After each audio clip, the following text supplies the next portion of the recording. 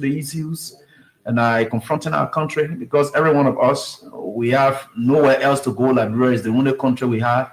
And we're not going to surrender it to people because they are putting fear in us. Mm-hmm. We can't do that. And that's why we are here to speak to the issues and nothing else but the truth. Mm-hmm. And so we are very happy. It's going to be a long period. But most importantly, that the leaders who are those who hoard towards themselves the belief of the people, the trust of the people, and their followership, is good that their people will be listening to them tonight. And it gives hope. Because for us, we've always running the commentaries. We're always highlighting the issues.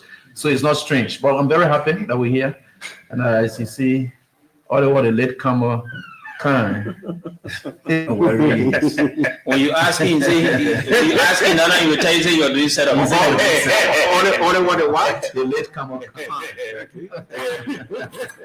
So there he is. But again, it's good that we are here, and we can only tell our people that we are here out of courage, because it's not easy being here, especially at this time on such administration. But again, with God, all things are possible, and we hope for the best for tonight. And we're going to have a great time discussing what we know about our country. Thank you. Certainly, we're going to have a great time here on the radio and on our various televisions. Let me say good evening to you, KOK. AB said we should call you the latecomer. Why you came in late? All about the latecomer kind. It's good to see you, Oliver. You never even have to respond. We caught him at the right time. So why ever choose not to respond? You are guilty. He has his right to remain silent.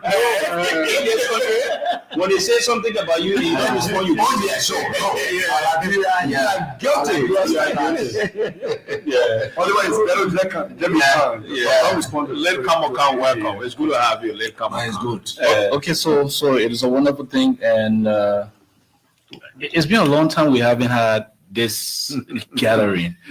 But at such a very critical moment, it is important that we, make ourselves available, especially when the country is at a crossroad.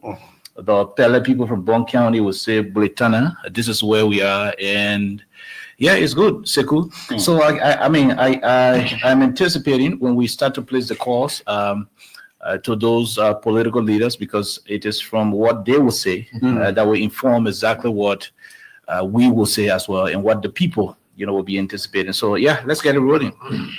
Sure. So let's just give you a lineup of what we're going to be doing here tonight.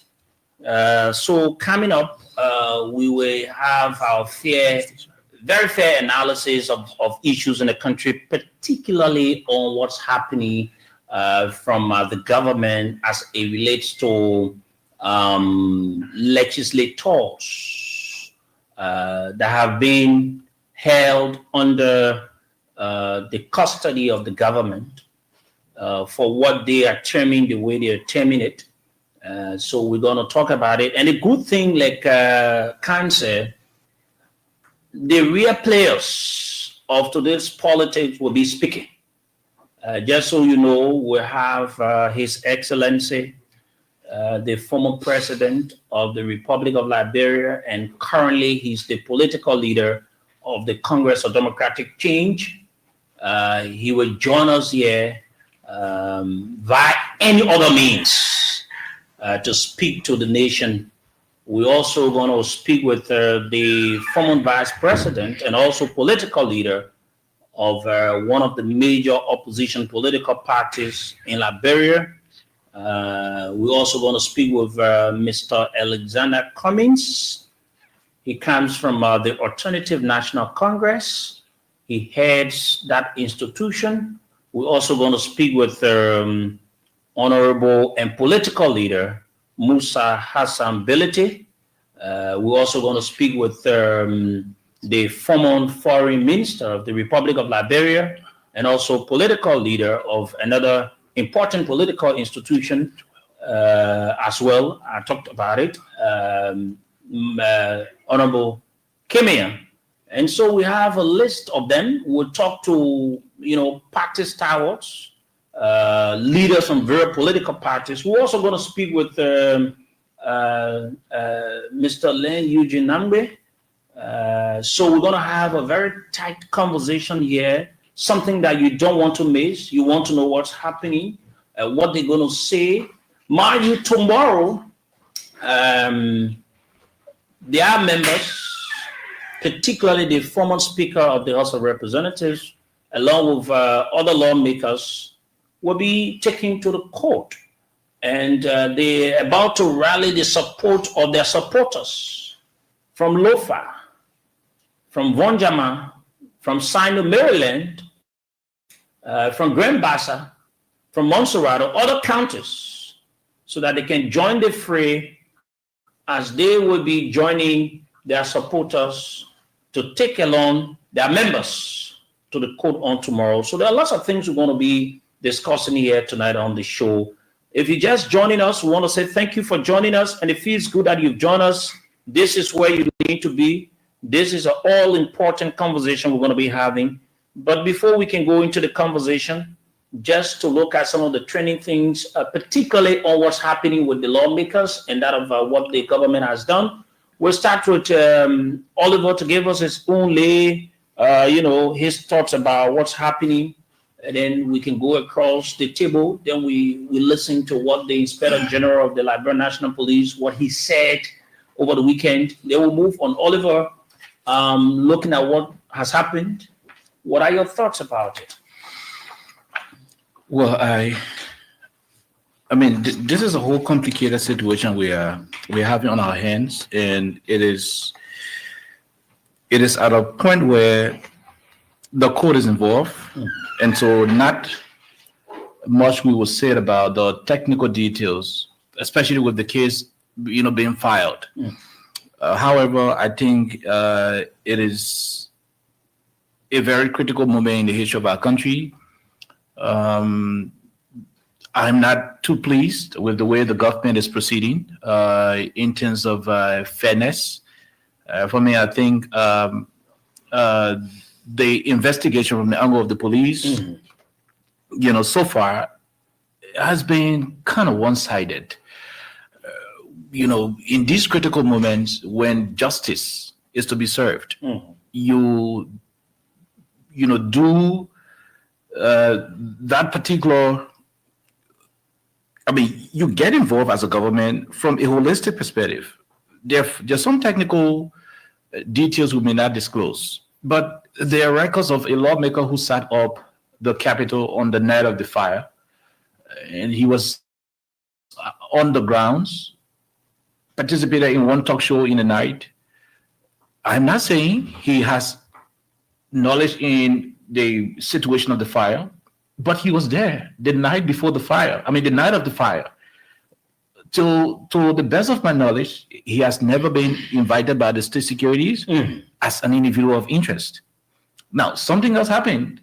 The joint chamber is the particular part of the Capitol building that got, destroyed by the fire. In that joint chamber was the joint chamber was the home of the majority bloc at the House of Representatives. 2 presiding chairs were available in that joint chamber that they've been using. It will interest you to know that, how you call this thing, the chairs were removed, whether a day or 2 or whatever the case is, prior to the fire. All alone before the time of the fire, those chairs have been sleeping in the same joint chamber. What was the reason behind removing the chairs? What was the reason behind removing the chairs? Should we also call those who removed the chairs? Are they not individuals of interest? So my take is, if we should know what is at stake, if we should know what actually transpired, it has to be from a holistic perspective. And I'm giving the government the opportunity, I'm giving them the benefit of the doubt. But while we do so, we will want them to do it from an impartial perspective, especially when the police director is giving a post, granting journalists an interview after charging these people to court. He branded, you play the audio, he branded the accused individuals as perpetrators. Any of us here can Google what a perpetrator is. Thank God AB is a lawyer. When you are a perpetrator, it means you are guilty already. You did it. You know, so to brand people who are suspects as perpetrators is prejudice all by itself. It means without taking them to court, you've already branded them as criminals, as the doers, as the culprits. The president also branded people as hooligans. On the very first day, on the very first day, there was no fire report. The fire service did not do any report to determine whether it was an incidental, situation, whether it was an arson. He went ahead and said, hooliganism. And undermines in this country, the entire investigation. In this country, when the president of the country says to anybody that this water you see is not a lake, that ocean, the ministers are under obligation to ensure that they add salt to that water so that the water turns to ocean. So in this kind of given situation, it is a complicated, thing. So I am going to reserve a lot more of what I want to say because I want the political people, the political leaders and all of these, party people to let us know what their take is. Then we can fetch into whatever they will say and give our conclusive opinion on the matter. Okay, let's listen to our brother from Truth FM. Yeah, it's a pleasure again, Sekou. Thank you. Taking into account to begin with the Capitol building, I'll do some research. I got to know that it was constructed in 1956. That was under the administration of William V. Tubman, and it's a building that hosts our leaders who we go to the battle basu elect, after every 6 to 9 years of our country. A lot of things to take into consideration as we will be hearing from our guests when they come. Through our means, one key issue we'll be looking at is the legal challenge that is within this process, where the burden of proof, where the prosecutor himself will need clear direct evidence linking legislator to the act. We'll be taking into consideration the issue of constitutional protection, where the legislator often have certain constitutional rights at certain point in time, but also the national security versus the dual process, wherein balancing the swift action to protect the state with the needs of affairs and impartial legal process is one issue that the Liberian people also will be looking at and waiting to hear from them on the matter. Another issue here is the political falloff, where the institutional crisis plays in. Arresting lawmakers who have been perceived as an assault on the democracy governance of our country. Partisan welfare is one key issue, how it was treated while the legitimacy of the concern been raised. Civil unrest, where we look at public reaction, media disinformation, international implication, what it has on this country, and the precedents and future governance, and we're sitting at setting a precedent where arresting lawmaker for the involvement in the Violence Act is one key thing, because this, if as tend to be corrected, is one of this will go down in history. I think for the very first time to see elected official, put beyond bars, not one person, not two, and some have to go on for medical reasons, and Liberian people are hoping to get the final updates and what this has to reach to, because the fact of the matter is those lawmakers who are beyond bars today, they have to have a day in court where the state is honoring the mandate to be able to provide all of the evidence that lead to the cause a decision to send those guys beyond bars. And this is a serious matter case. The international community is paying key attention to us, what we're doing here, and we hope that our concerns, our questions will also come once we hear from our guests as they come up on the show today. Thank you. Okay, let's listen to AB. Are you sure you don't want to talk to Winston?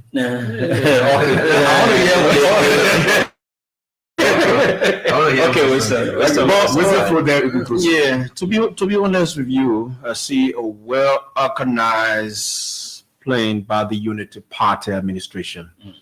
I was in session on Thursday when I saw the agenda before the session, because normally they release the agenda, they have to adopt it. And I told a colleague of mine, I said, this is not right. Why are they inviting the guys on a Friday? There must be a motive. Then to run it through, at the back in the press bureau area, when it was reading the communication, a member of the majority bloc, her ear dropping, saying clearly They will arrest the guys tomorrow. So I stopped what I was doing and I decided to pay key attention. He said, if they're smart enough, they will not go there. Fast forward, I did the needful. I went out to some people and said, this is the plan of the government. They said, no, it's not going to happen. I said, don't take it lightly. This is exactly what they are planning. It was well planned. Remember, there are other lawmakers who also on last Thursday agenda that they have been asked to appear before the Liberia Anti-Corruption Commission. There's a possibility, if they can prove any case that members of the majority black took money, all of you mark this down today, the panel of the House of Representatives will take action against them. It could lead to the suspension and so forth. Now, again, it is well organized and planned by the Unity Party government. You call a group of lawmakers, invited them to the headquarters of the Liberian National Police. I was there. When they got there, you told them, say, we are not prepared for you yet. You make them feel relaxed. You don't make them feel that it's just the normal question or anything. So they came out. Then you called and said, we're ready now. And you kept them there for a long period of time. In fact, they took the phones, took everything for them. At the down meeting, you call a journalist and you give report. Look at the charges against them. Look at the role they said individuals member play in this whole thing. Colleagues, Liberians listening to us. Now, thank God we got a lawyer on the show here. The burden of a proof lies with the accuser. One is presumed innocent to proven in a court of competent jurisdiction. That's right. You said, let's take it bit by bit. One, Representative Dixon Sibu, according to Police Inspector General, the chief financier of this whole entire thing, meaning he gave the money. How can you prove it? Representative Abu Kamara, Jacob Debbie attended a meeting twice at Jaratan. Were you in that meeting? What was discussed in that meeting? What was the finalization at that meeting? How can you prove? How can the police prove that they went for that meeting and discussed X, Y, and Z, except they got some kind of recording? I'm not sure the lawyer is there. You're going to speak to it, whether you can take it to court. You can argue that. Another thing they said is that Fonati Kofa, the former speaker, used his office, his position, and instructed his staff to do X, Y, and Z. What I don't get about this whole thing, why are they keeping others behind bars, colleagues, when Representative Priscilla Cooper is currently in a swimming pool? Why? Why are they keeping others when the Unity Party lawmaker is currently drinking pepper soup and Hennessy at her residence? Why? Yesterday she appeared at the court. She appeared yesterday at the court, gentlemen. She did not even enter into the courtroom. When she went there, the police officer walked to her and whispered in her ear. She took her back. She came and just go to. I got the video, the pictures in my phone here with dark glasses, red, lisped, and the policeman walked to her, whispered in her ear. I don't know what to talk about, and she turned around. It was later her husband, Kalando, that can share the video with all of you here today, came in a red suede suit, went into the court, came back with fly sheet like this, and he was gone. President Cooper drew herself on that court yesterday. Okay. Representative Abu Kamara, listened well. For the past 4 or 5 months, he decided to go to session because he got suspended on the basis that he was not attending session. So when they lifted the suspension, he decided to go to session, answer to his name call, exhaust the agenda, and leave for home. That's how I've been for the past 3 or 4 months. Unfortunately, they cannot grant that medical leave. There is something the lawyers there, the personal reconnaissance. They cannot give it to him. Currently behind bars. If anything should happen to Representative Kamara today, the government of Liberia should be here responsible for it. He's not well. Okay. Now, on the other hand, Amy, I see Unity Party folks are celebrating. all around the place. Why are they celebrating? They're only celebrating because they got a bunch of CDC lawmakers behind bars. That's why they're celebrating. When you look at, which of course I don't want to back into it, but when you look at the write-up of some of the guys, the argument here around the place is that CDC people did it. Yes, But can you compare what happened? Gloria Musu's cut. Now the Unity Party people. I know how it feels, right? How it's deep down. But so again, let me end by saying, what next? There were a lot of frustration from partisans of opposition political party like the CMC, the ALP, MOVE, the CDC, expressing frustration, disappointment within the political leaders. I am here tonight to listen to what we are saying. Mr. President, former President George Weah say, I'm here to listen to what Alexander Cummings say to Liberians tonight. I'm also want to listen to the firebrand Musa, Hassan, Bility, and others. Thank you, John. My rest for now. Okay, let's listen to AB. AB, there you go. Yeah, sure. Thank you. You know, I'm just sitting and listening, and I think from all indications, we all agree that the process that is ongoing, the government is elementary. I don't know how to even term it further, maybe kindergarten, in their own approach towards everything. Since the inception of the Unity Party, they have never demonstrated any sense of maturity. They have never really taken government at the top where the layman will not know exactly what are the strategies that they intend to employ. And those are some of the things that mature political parties will exhibit. If you look at the ongoing activities, you can know clearly it's just a makeup. Even a layman in the streets already understand it. And nobody is saying you can divorce politics from sometimes the legal process, especially when politicians are involved. It's very, but it's a smart game, and you should have something to pinpoint whenever you are taking some political decisions, but you still have to make it appear in a way, let it have an appearance of legality, so that legal integrity can be the basis of that. Nobody cares about who's involved. Let's take, for instance, you say, cool. Let's take, for instance, if you are running this place and Abraham Williams was caught up in taking a pen from this place, the way you would treat me and balloon that situation, calling the police for investigation because you have an issue with AB, it's not the same way you would take it if Khan were to be involved.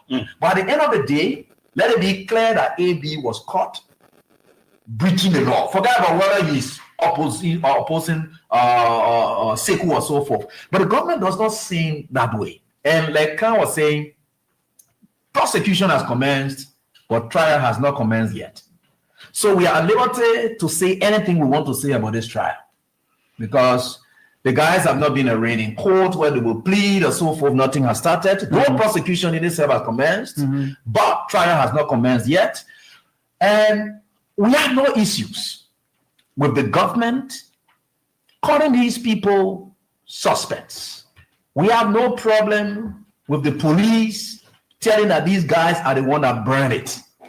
Because on the criminal justice system, they are going to be part of witnesses that will testify to those pieces of evidence that they have gathered that gave them the inclination thinking that these guys did it. Now, can the president put himself in the shoes of the prosecutors? No. This is where Joe Walker was very elementary, and I think his approach towards the whole thing, because if the president speaks in this manner, and you have people who have to be working at your will and pleasure, then there's no justice for all. All you will hear responsible presidents say when these things come out is, those people who did what they did will face the full weight of the law. That's what you will do. But what I see happening now is Justice Minister in line with the police and so forth. They are trying to prove Joseph Boaga right, because Joseph Boaga had already classed these people as hooligans, that they did it. So everything you see ongoing now is to prove Joseph Boaga right. Now, let's come to, the issue of these lawmakers. They are arrested for being bars. is it really political or is legal? From the way they have been conducting themselves, you will see that it's mostly political. There is no iota of legality that is even initiating this entire process. I see Unity Party folks, they are celebrating, and it just reminds me about the day when Doe then came to power. And they decided to put, I listen to one brother, Phoebe Henry. His father was slaughtered, killed in similar manner. When people are angry and they think they have assumed leadership, and instead of focusing on governance, that which Jordan is supposed to have done, instead they started a reprisal attack. They allowed their anger to take better of them and started to slaughter people, kill people, hanging people before the light post with no justice, with no rule of law. That was the beginning of our crisis and where we see ourselves today. So the Unity Party folks are just taking us back there, where they will sit back and see the wrong, and they are celebrating and knowing that that's the beginning of crisis. And you can see clearly that we are going back to the dark days. Okay. You can see it clearly that we are going back to the dark days. And we're not going to support that. And we're not going to support that. And that's why we are here to say, look, there should be a cutoff point to all of this. We can't allow ourselves to go back there. Because if you have a bunch of people coming, because clearly, say what, you and myself will be our journalists. Just look at, since the Unity Party took over up to now, what is that clear, defining agenda that is people-centered, that they may have preached, that they have settled, other than witch hunting people, grabbing people, putting people in jail, and so forth? That's what it is. They got something on silver platter, and they use their situation to run everything about the UN Security Council that they didn't deserve, but now it has already taken over. If they have eroded every iota of taste that they were even celebrating. Now we don't even know whether ever won UN Security Council seat. What kind of people this who are just self-destructive? They will claim to be making one gain, then they come to damage the whole thing and just blunder everything about it. Only as we speak, who knows? We don't even remember whether Liberia ever achieved anything in recent time, because the only thing we're discussing now is the lawlessness, the ruthlessness, and of course, and everything that's unfolding now. I think they are cursed, and I've always said it repeatedly. And when people are cursed, Sekou, effort is useless. Okay. That's very good. Let's join our brother who's not in studio. He joins us from his location, Abu Sharif Abu. Good evening, and thank you for joining us, making all efforts to be on the show. Thanks a lot, Sekou, and of course, let me say a pleasant good evening to all of the wonderful guys in studio. And it's a pleasure joining from home. I believe these moments are very critical in our country history, with all of the capital gains that we've recorded from the dark days. Liberia and every Liberian has contributed immensely to where we are for almost 20 or above 20 years now. So to see signs of retrogression, it must wake up the spirit in everybody to collaborate in redeeming and reminding the regime that these moments are scary, these moments are condemnable, and of course, nobody is condemning the pursuit for justice, but the pursuit for justice must not be misconstrued or replaced with political persecution. Judging from everything that we've witnessed from the onset of this to where we are, it is troubling to see state security and state apparatus being used to appease the political whims and caprice of the ruling establishment. Liberia has a very detailed history when it comes to heavy hand or repressive governance system, and we can call names of people. So when I saw the opportunity, I felt it was wonderful to educate our people continuously about the need to preserve and contribute. This is no moment for anybody to sit on the fence. We've all made some respective progress in our individual lives. Anything going haywire here is going to affect everybody, and this is no time. Just look at how terrible our citizens were treated in Ghana at the Bujumbura camp. Imagine yourself going back to another country again and being used like that and being abused as if to say you do not have dignity. This is critical. This is no partisanship. This is about our dignity, preserving our dignity. And no one party, no one president have got the prerogative, right, to dictate with the absolute pleasure of each of us, and then we sit and pull our hands and say, this man is the president. These are very critical moments. So it will be a great opportunity listening to the political leaders. We are independent journalists, and this is the one that gets to the spine of unity partisans. When we call ourselves independent journalists, we have refused to bootleg a repressive regime, a dictatorial president, a narcissist.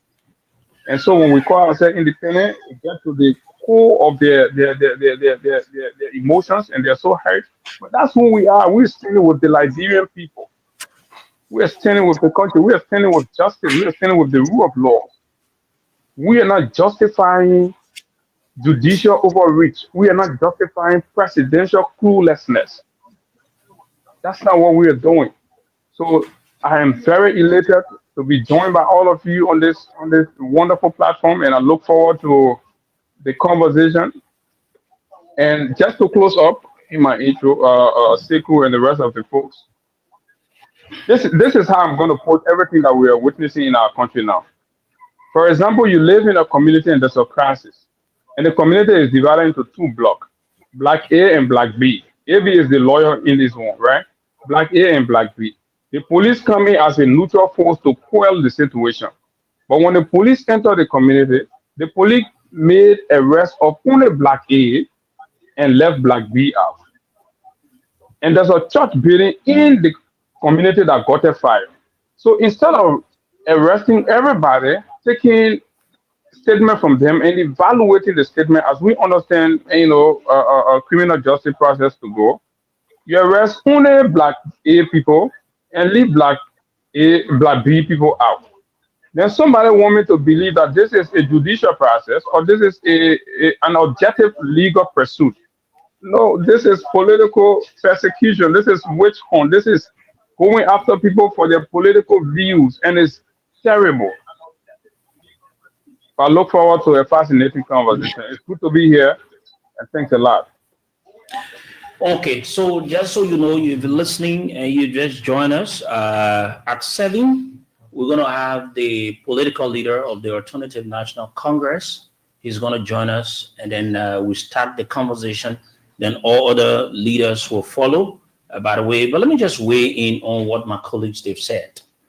I sat and listened to the Inspector General. Because of time, we won't be able to play, his statement. I listened to him keenly, and one of the things that I tried to look at very critically was the point in which he talked about one of the pieces of evidence that he claimed that, they have against some of the lawmakers that are going through what they're going through now. And that points to the issue where it talks about the direct evidence of the lawmakers participated in the formation. They were at a particular position or point in which the police think it can be used against them. And I'm looking at this from the security point. If you look at that from where they talk about the GPS, which brings about the graphic positioning system, to say that if an individual is at voice of Liberia, and then a crime is being committed at GW Gilson, for those of you that have been on the Capital Bypass, using our local GSM system, saying that because Winston was at voice of Liberia, Oliver and AB committed a crime at GW Gilson, it means that Winston is part of it. Because the GSM company of which they claimed provided them pieces of evidence as to cause voice, exchange of messages and all of that point to the nearness of those lawmakers. then it's something that you need to rethink about. Because if you say you want to locate people using the scientific means, which you worked along with the GSM company, you will need to do a lot of things.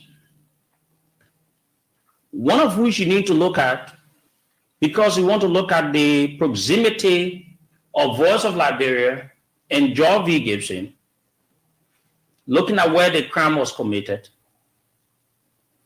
If you are looking at it, you need to look at the physical aspect, and you need to look at the scientific aspect. And I want us to take this into a serious consideration, because this is what the Inspector General said, that where those of the people that did what they did, according to them, the legs of Kofa and the other people were not too far.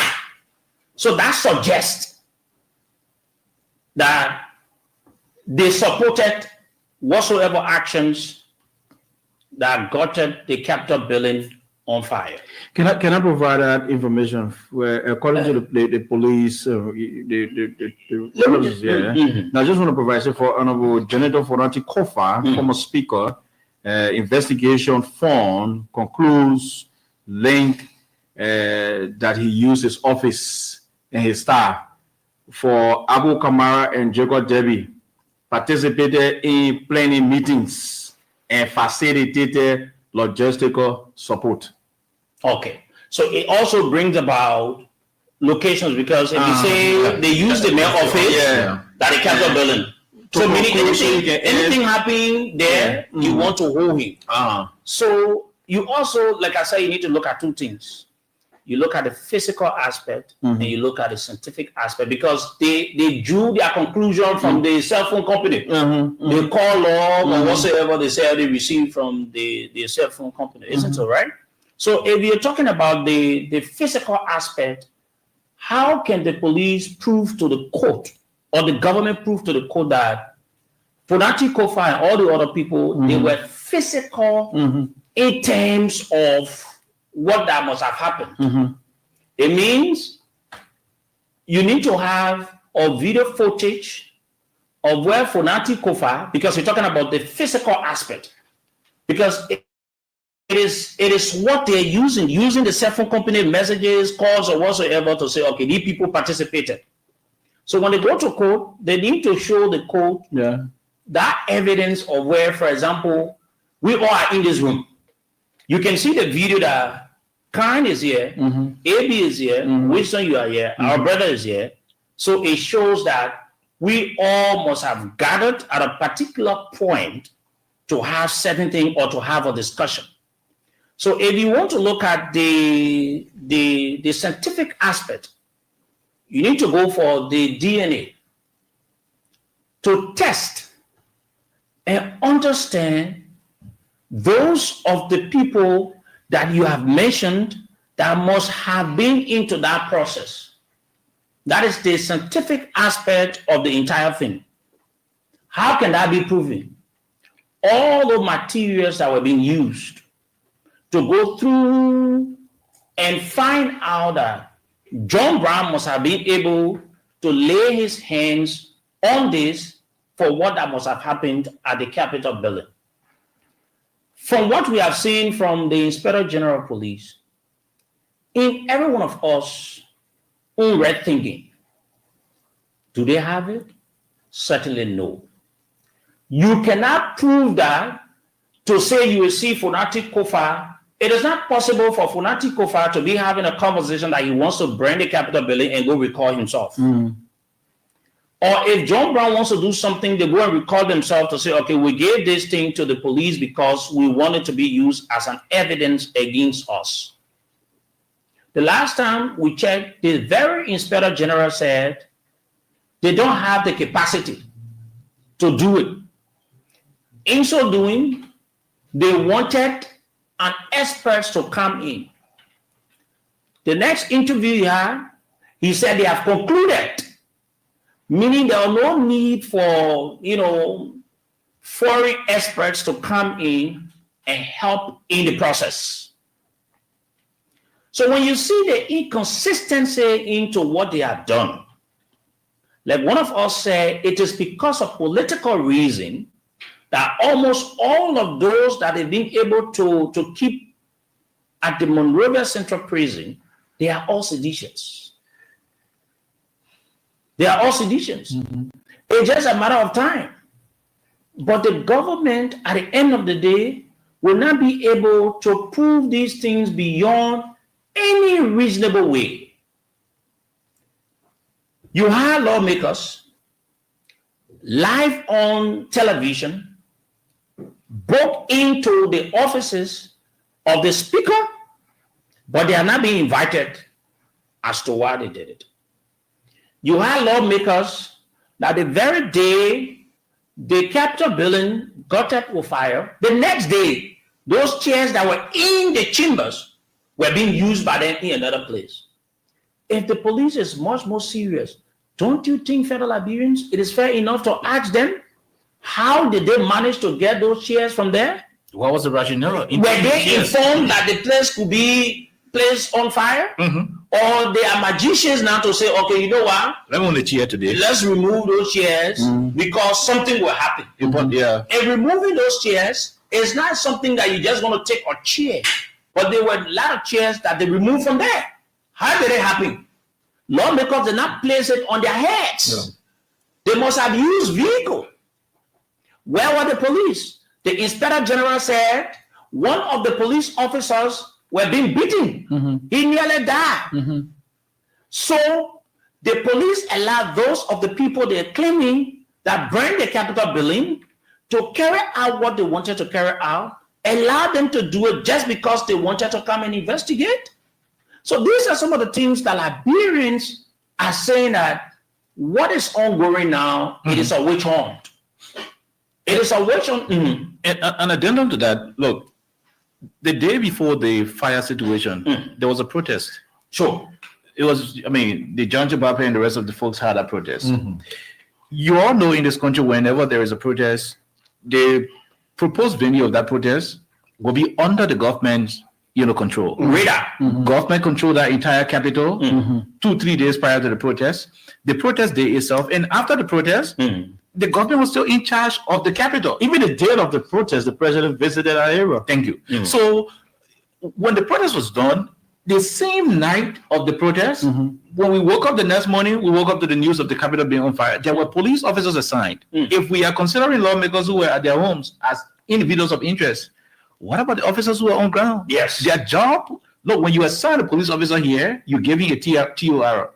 You are to look at the studio from West Wing, North Wing, South Wing, East Wing, and ensure that no trespasser will come here. You will take stock of everything. I mean, there should be an inventory. Yeah. So what did you ask the police officers? You give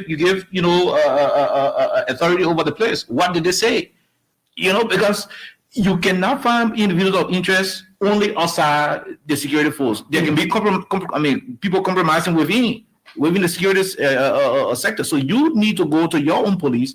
We should have a holistic situation. But we're not going to judge. We're not going to render judgment here. We're just connecting dots as to why we think this is one-sided. But even the day the building got burned, that very moment, there were officers of the Liberian National Police on ground where the perpetrator paused and left the scene. So it means Because all around that building, there were officers. Where did they pass? I think where exactly? And the lawmakers that were in the building, the day it happened, who is now the senator of Nema County, yet to be questioned. What was it doing at 1-2?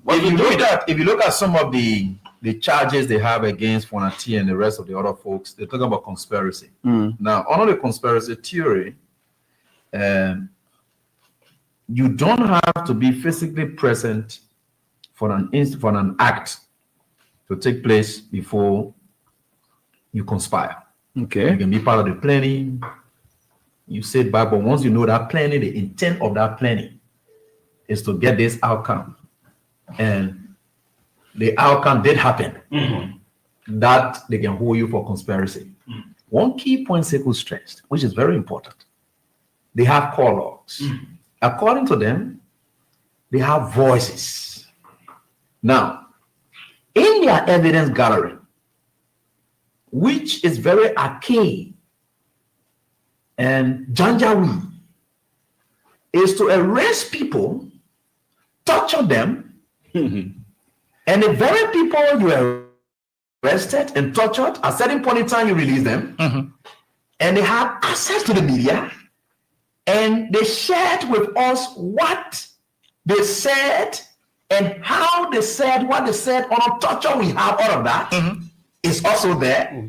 So you grab a group of people who are close to these guys. Then one thing they also did to build up a case, they sent for fire experts. So the fire experts came and they said the fire happened through incendiary means. Incendiary means are fire incidents that occurred with the deliberate intent of setting a property ablaze. Now, one thing they try to do to tie the knots, to tie in Kofa and the rest of the other guys, is what we saw continues there. You haven't had any DNA testing. Nothing. Not using any scientific, no scientific means, no forensic. In fact, they didn't do forensic investigation. If you follow the guys, their report that they gave, they did not tell you the method employed. Yes. Were through forensic. The only thing they will say, they got to call log. Very good. That's all. So now they also telling you in their fire experts report that we saw continuing and sitting down. Now we are saying, in fact, they have made it even more interesting. Where a speaker goes out to the public to apologize and admit a motive behind the instabilities that must have led to the fire. Who have been more probable and who have been more of any cause, because the speaker said for him, you not get money. So if you not get money to fire, they said not Bonnie, Billy, and Tina to poke around on people that what you will do. Because he said it. He said the man said you want fire, and we will not get money. We do it for you to lead it. He said you not get it. So what made you think that the man who not get money will resort to burning down buildings and then putting it on the man who get money and say that the only way you will lead it team will got to poke around on you? The speaker said that. The police had never invited any of those people. No. There were people on ground. And like we said, the police, yes, you can grab certain people and say they did it. They elected to do it. Once they can prove it, it's no issue. Good. But the process in gathering, that you like Abu said, you can't enter a community and everyone else in a house when the full loss. They just grab one group of people, everyone will be classed as suspect. It is through your investigation that you're releasing people one at the time. Now, you grab a presidential coupon just as a cover of means to make it to appear that it's apolitical, only because you want to get at these guys. Just while we are sitting here, the Liberia Investigative Newspaper is reporting that they have filed for the SA Republican preventing Fonatikofa from traveling out of the country. Look at But now you're getting to understand where we are with all of this. That's right. Now you're getting to understand why. Because Fonati was expected to depart the country on Friday. They knew it. He got the moment he got a ticket and it landed to them that Fonati already was about to travel, they said they are not allowing him to go. The only reason they may not be allowing Fonati to go, because the believe when Fonati goes in the West, there are other things that he may touch. There are other things, because this will be a fresh travel out of the country After he left the speakership. after he left the speakership. Why will Fonati be beyond by? So they fire of the rape. Wow. But in fact, nothing has commenced in the first place. So Eddie, I want you to report from the fire rescue alliance in Minnesota. And they came down with a report about this whole saga at the Capitol building. And one of the key issues they talk about, they discover was the presence of an 81 gallon of continuum that was placed, that is saw there, and they believe that nobody who put it there, but it was really in their report that they saw the gallon there. And at the end of the day, they discovered that 24 hours before the fire incident, they said, raising concern that while while there was a serious minor protest in the country, that the protest that KOK talks about, right after the protest, straight the next day, the fire came on the building. So they were also concerned that this is not electrical fault. Okay. This is a real issue that was set up by somebody to get against the Wallaby. But then how will the ghetto enter the chambers of the Capitol building? When the door closed, when the door stayed open, And the police were right there. and the Charge police of was the there. building. Somebody went there. Why walked to the police. There's the most. That's why I said the police is too elementary. You want to tie people to things that should be the way around it. What the police did in this, which is very much against. I'm seeing a feedback. Go ahead. Yes, what the police did, which of course is too elementary, and it exposes them more, is to accuse people before finding evidence to tie them to the crime that you're accusing them of. Were they under pressure to do that? I don't know. And that's why you never needed to rush. The early statements of the president was very premature.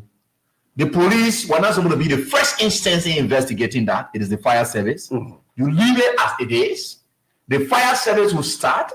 In fact, the invitation that were being done by the fire experts, you wouldn't have seen the police to do that. The police will give it with the fire service. The fire service will recommend to the government that we are incapacitated to investigate such.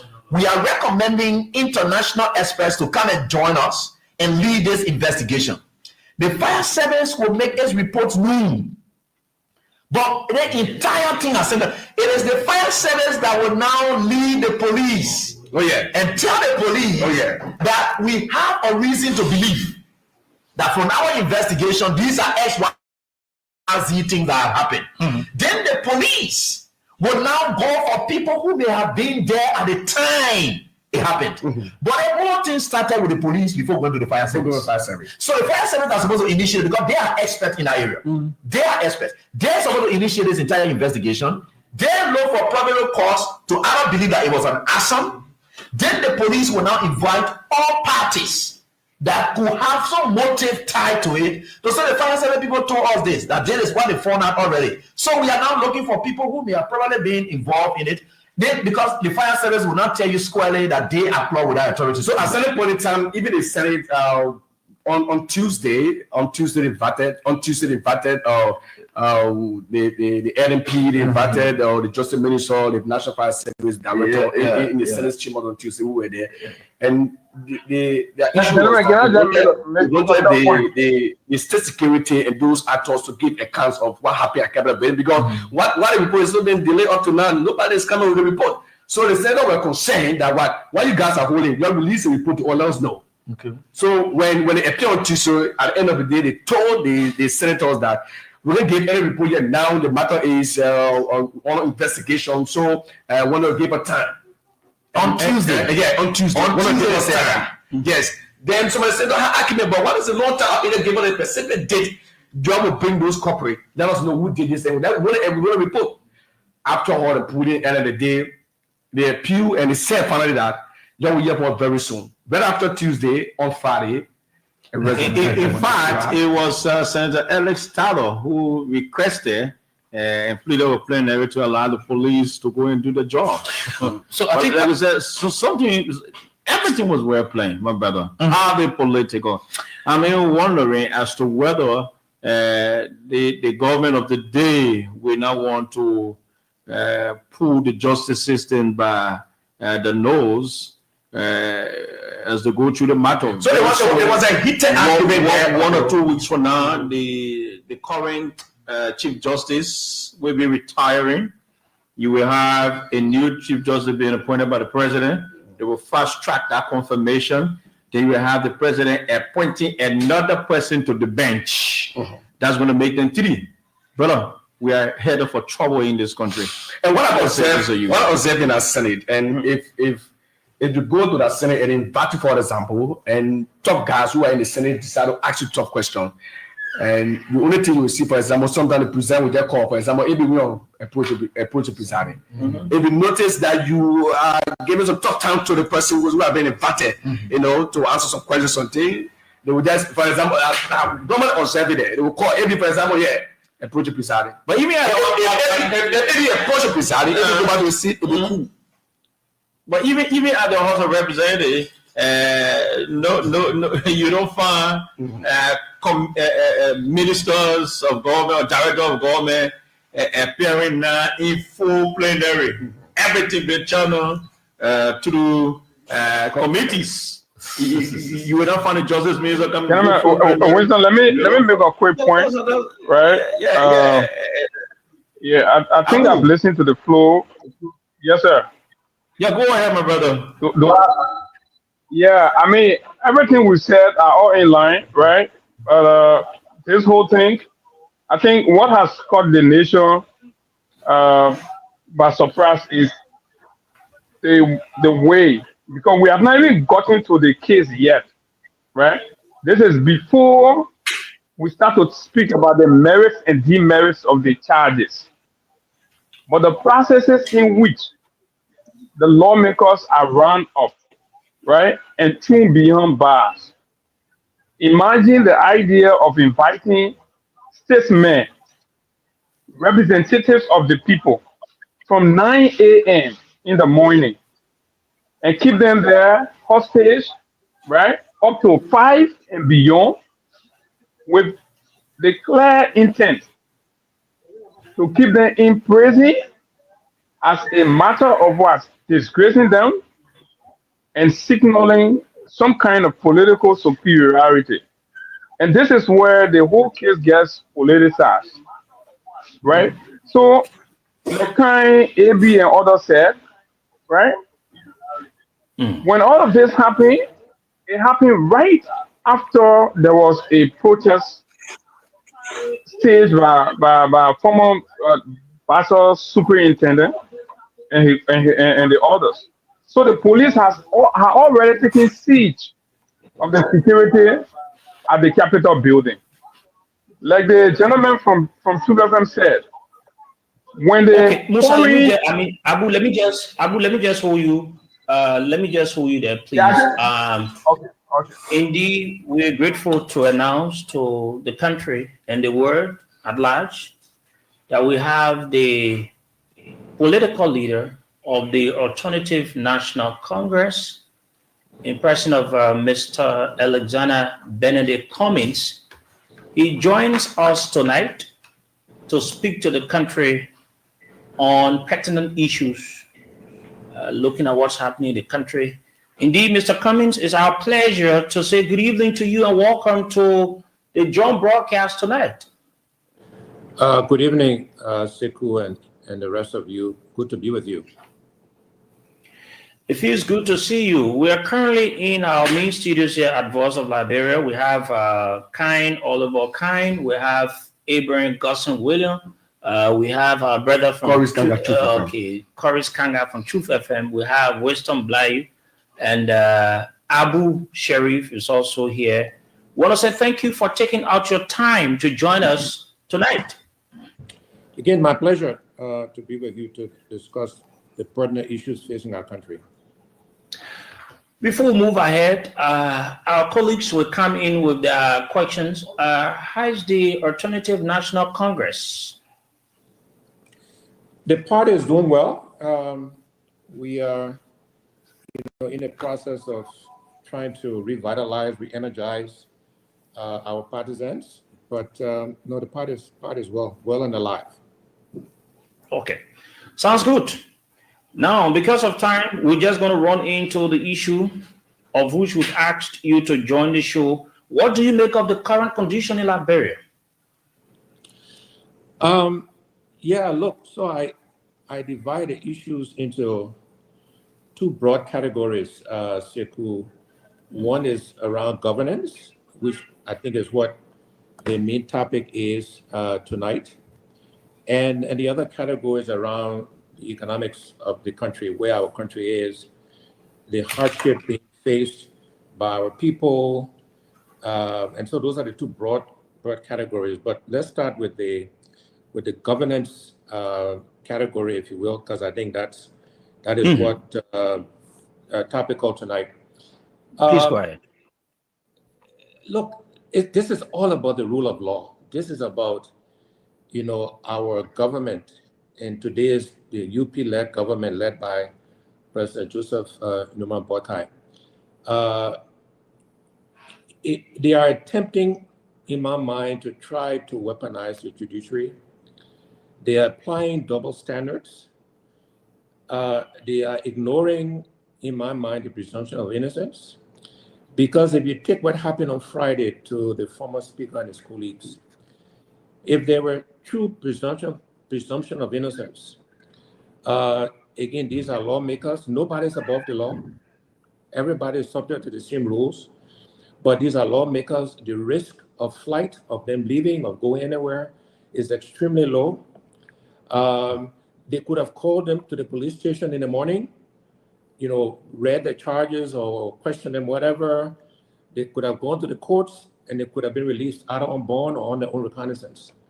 But the idea of doing it in the afternoon, knowing the courts will be closed, actually put them in jail, is an old political trick. This is why I keep saying, Sekou and others, we keep doing the same thing over and over and expect different results. And we think our country will change. This is something they did back in the Totman days, in the Doe days, in the Taylor days, and we're still doing the same thing, trying to embarrass our quote-unquote political opponents. Completely unnecessary. Again, a country of laws, of rules. And so this government just continues to perpetuate that sort of behavior. They ignore the courts on the tenure issue. The president ignored the courts, even on the speakership issue. He said, yeah, we hear your rules, but we're going to still, deal majority bloc. We cannot have a serious government who behaves the way they do. And so it's concerning. And then it affects the economics of the country because no serious investor will come to Liberia under these circumstances. And our people are struggling. The exchange rate has gone to 200 under this government. I think LPRC just announced the price of fuel is going up. The price of petroleum is going up. Yes. Quietly. GST is up to 12% now.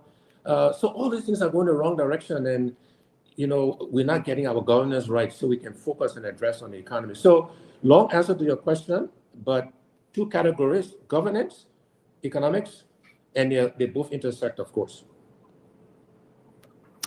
Let's look at Oliver. You want to come in? I mean, so Mr. Cummings, in the midst of all of what you are cataloging, Liberians and I would say are kind of concerned as to why you are not that vocal. They know Mr. Cummings and the ANC to be this political party that will be very critical. You were kind of critical against the last administration. They think you are a bit soft. They think you are not talking the way you're supposed to do. For them, they think you're silence, and the silence of the opposition community is giving rise to some of the things happening in the country. What do you say to that? Well, I'm not being silent now, right? So I'm having this conversation and speaking out. But I would also argue, what did all of that talking get me in the past, right? So what was the result? So we have to recalibrate. We have to rethink how we talk when we talk, right, and what we talk about. But look, I think the behavior of this government is actually is pushing the opposition to collaborate and to work together again on issue by issue. And on this issue, I'm happy to speak because I've been a personal victim of the weaponization of the judiciary, and it was actually orchestrated by my colleagues at the time in the Unity Party, so they carry on the same behavior. So this is very personal for me, this kind of continued behavior of trying to weaponize the judiciary. I want to be fair to the courts. They have not gotten involved yet. They have not. So it's mostly on the executive branch side, but it's the behavior of this UP party that continues. And so, yes, we are engaging now, we're active now, and then on a case-by-case basis, we'll speak out to the issues that affect our country and our people. With the way you see the country, and you mentioned about the governance of our country, and you said if a government continues to lead her people in such a way, investors won't be able to come in a country, scare away investors and all of such. Seeing lawmakers from the Capitol building being dragged the way they were dragged recently to the police onward to the Monrovia Central Prison. You, as the political leader of one of the biggest opposition political parties in the country, what have you to say concerning such? And what will you say to your supporters that are listening to you in and across the world? Yeah, look, as I've said, Sekou, it's unacceptable what is happening and how this UP-led government is handling the governance of our country.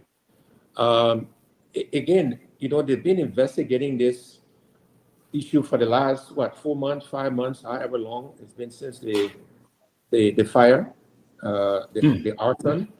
They could have, again, called these lawmakers to the police station on Friday morning, gone through whatever the process they went through, and allowed them the opportunity to go to court to either be released on after posting a bond, or just to be released on their own recognizance. As I said, these are lawmakers. The risk of them fleeing or flight is very low. And by the way, I understand that one of the UP lawmakers, who was initially also asked to come to the station with them, was released to her lawyer. Why the double standard? Why treat one person one way and somebody the other way, right? I mean, it's completely unacceptable. And again, you would think, Liberians elected President Boykai, who is our president, based on his experience, you would think the experience would come to bear. But instead, again, see behaviors that have gone back in the history of our country, where opposition or so-called opposition or perceived opposition are, trying to be embarrassed and mistreated and again, weaponizing the law. Just not acceptable. And so we will speak out unapologetically about this sort of behavior because it doesn't help our country. There's no benefit for doing what they're doing. Just follow the rules, follow the rule of law. If it leads to the guilt, if you got the evidence, it leads to the guilt, so be it. But follow the process. Don't try to embarrass people and again, weaponize the laws of our country. It's unbecoming of us. We just and all applauded the fact that we won the non-permanent seat on UN Security Council. Great for the country. We all applaud that. And then to turn around and try to do this, that's like scoring an own goal. It's not helpful to the image of Liberia. I'm sorry. Okay, you want to ask? Honorable Corner, it's good to have you. This is Bladin, Winston Bladin. Listen to you carefully. You spoke about the rule of law, the government trying to weaponize the judiciary or political trick. Now, I got 3 important questions for you, sir. Question number 1, when was the last time you spoke to your friend, President Joseph Weah? What for you, opposition, collaborating political parties? You were very, very, very on the back of the CDC government. When was the last time you spoke to Mr. President? About some of the things he's doing. So you say you had 3 questions. Should we just get all 3 and then I respond? You want me to get all 3? Question number 2, sir. Do you think, having stressed the name for collaboration, do you think collaborating now can solve anything in this country? 3, do you still believe in the rule of law, sir? Honorable President Joseph Weah, your friend, one-time political ally. Thank you. So to your first question, when the last time I spoke to President Boykai, it was actually on a flight. We were both on a flight from Accra to Monrovia. Was the last time we physically spoke. And then on Unification Day, he tried to reach me and could not. He sent me a text, which I responded to. I tried to return his call, and I couldn't reach him.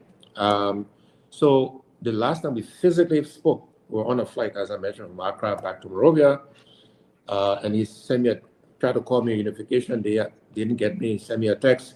I tried to call him back. I didn't get him. I responded in the text. That was the last time we spoke. Collaborating. Look, I think on a case-by-case basis, we're going to collaborate with any party we are philosophically aligned with, any party where on the particular issue we agree with. We learn a lot from our experience in the collaboration with CPP, and we don't plan to make those same mistakes. But I have to say, though, the behavior of this government and the actions and flouting, the rule of law will only encourage us to collaborate even more, particularly on specific issues that, again, we have common ground, we align on. And in this case, we align with other opposition parties on the treatment of the speaker and the other lawmakers. And do I believe in the rule of law? Yes, I do. Strongly. Liberia should be a country of the rule of law.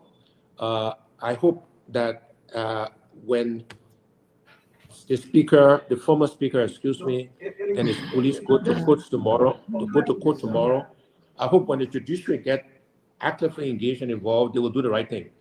And again, to be fair, so far it's been purely on the executive branch, with the national police behaving the way they did and the actions they took. Tomorrow now it will go to the courts. And I'm hopeful, I'm optimistic that the courts will do the right thing and will handle this per the rule of law. And so, yes, I believe in the rule of law, and I believe our country should be a country of laws, and that everybody should be treated the same based on the rule of law, and not having double standard where one representative is get to go home and the others are not. Just because the person is from the Unity Party and the others are not from the Unity Party. This is how you as you've said, and this unity in our country. Okay. As you said that you're willing and also praying that the lawmakers will be going to the court tomorrow. Your supporters are listening to you across the country, out of the country, through different mediums tonight. How can you encourage your supporters? First of all, are you going to be part of political leaders that will be accompanying those of the people that have been placed behind bars, the lawmakers, to the court on tomorrow? Let's know that first. Yeah, that's the plan. You're going to be part of it. Will it be clear? You're going to be part of the people, right? Let me say the simple English. That is the plan. So how more clear can I be? That's the plan. We plan to be there. Okay. So tomorrow you're going to be there. Mr. Cummings, can you please speak to your supporters that are listening to you? How can you encourage them to come out in their numbers tomorrow? So for me, this is about peaceful assembly. Let me be very clear. It's the right of Liberians to assemble as long as we do it peacefully. And I want to emphasize that no rioting, no vandalism. I will not support, I will not tolerate, I will disassociate myself from anything that goes against the rule of law, riots, vandalism, any of those things. But beyond that, I will encourage all Liberians, including my supporters, to be there tomorrow to support the former speaker and his colleagues. In as many numbers as they can pay their way, walk, and come there. But I emphasize peaceful, follow the law, peaceful assembly. Nobody should come there and do the very thing we're speaking against. So in doing to behave, we want every Liberian, not just my supporter, who shows up tomorrow to make sure they behave. In doing so, Mr. Cummings, the police of our country at times to go beyond what they are to do. Why, if you people have a very strong resistance from the police, not to have you people, joining the fray to take your supporters or who you people, are supporting to the court tomorrow? What becomes of it? Our people might, and I say our because it will not just be ANC people there. Our people should not engage in violence tomorrow. I call on the police to let people peacefully assemble and not provoke anybody. But my message to all Liberians who want to show up tomorrow is your right to do so, but do not indulge in violence. Do not try to take on the police. Do it peacefully. And again, I call on the police to let people peacefully assemble. Yeah, Mr. Cummings, so you are at the moment calling on your supporters, especially those of them who believe in the rule of law, to assemble on tomorrow. It is one thing to call on them, as the political leader. It is another thing to send that message to the structures of your party. Is the ANC mobilized for this? Do you have the mechanism in place as a political leader with your different party structures across Montserrat, since this is the concentration point? Is that happening, or are you just using the radio as the only means to call them? So first of all, let's be practical and realistic, people, and not try to be politically provocative. So these events are happening rapidly.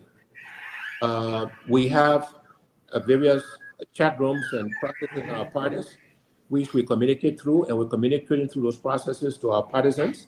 And I'm on the radio tonight having this discussion and encouraging them to come. To assume that anything beyond that is happening, I would not be telling the truth. But let's be honest about where we find ourselves and the timing of this event and the timing of the decision to actually go to the courts tomorrow. So let's just be realistic and practical and not try to be overly political in our conversations. Okay,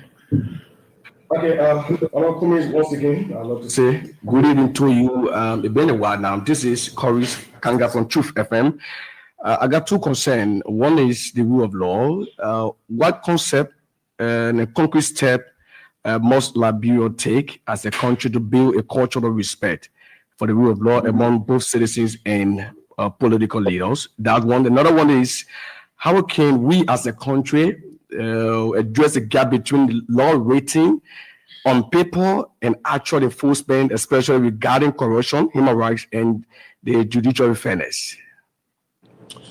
So look, to your first question, the obedience to the rule of law, or the example needs to be set by the leadership of the country, starting with the leadership that's in power. They have to obey the rule of law. They have to set the example through their behaviors and through their actions. And so far, unfortunately, this government is not doing that. But it starts there. And then it starts with the rest of us who are quote unquote leaders.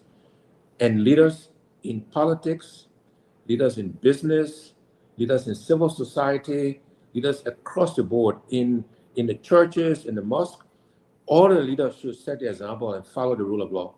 And then our people will do the same. It's not about what we say, it's about what we do. It's about our actions. And that's why I emphasize freedom of assembly tomorrow, but peacefully. On your question about, and again, it applies to rule of law, about corruption, etc. This is, again, has been an issue in our country since the founding of Liberia, this thing called corruption. And look, I've spoken out about corruption perhaps most forcefully than anybody else in the political arena. And I will continue to speak up against the stealing or the looting that is taking place in our country.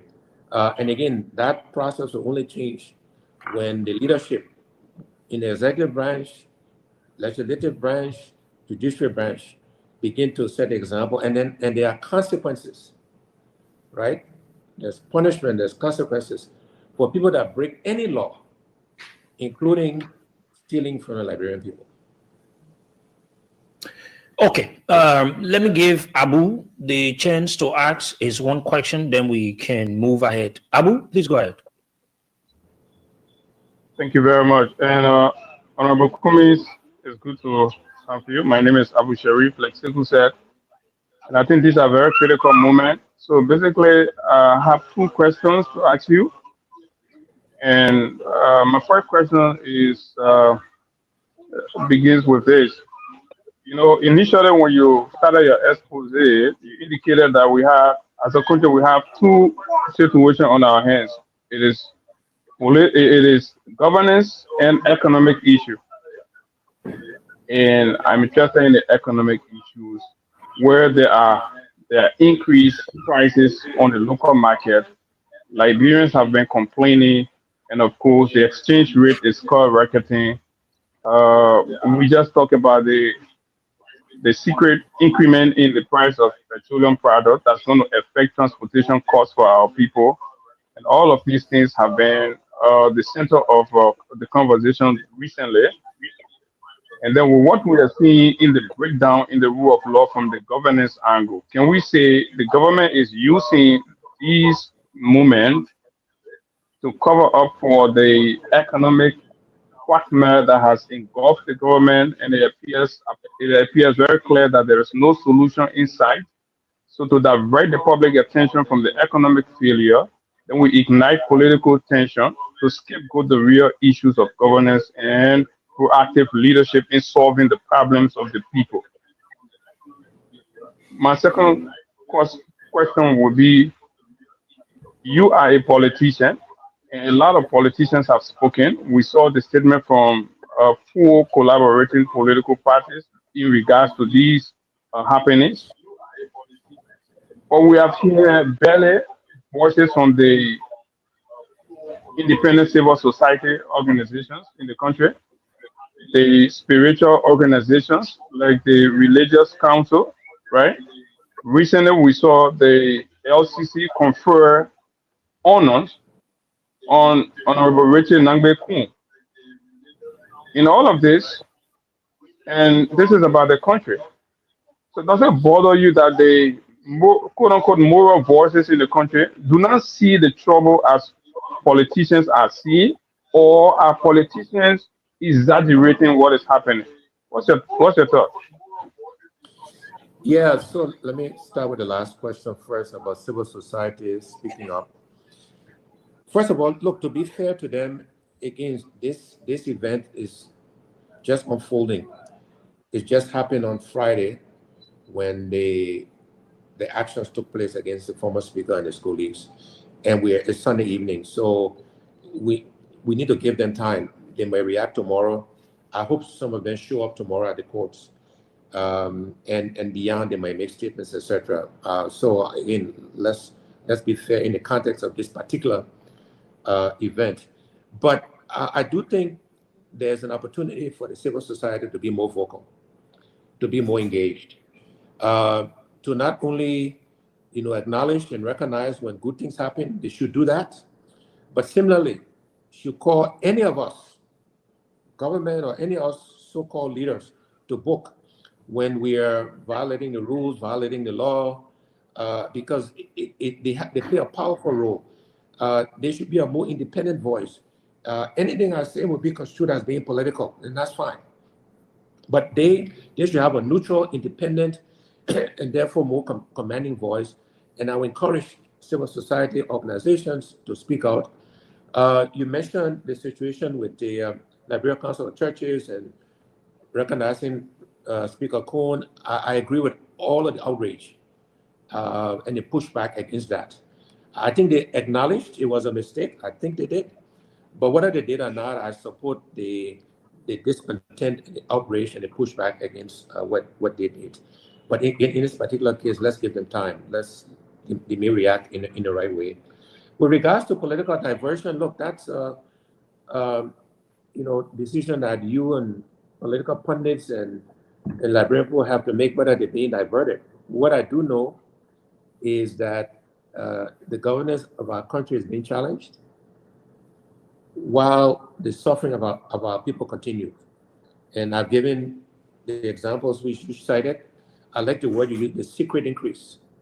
I think that's the right descriptor. They try to slip it in and do it quietly. The increase in the price of petroleum and fuel, but also the GST going up, et cetera, et cetera.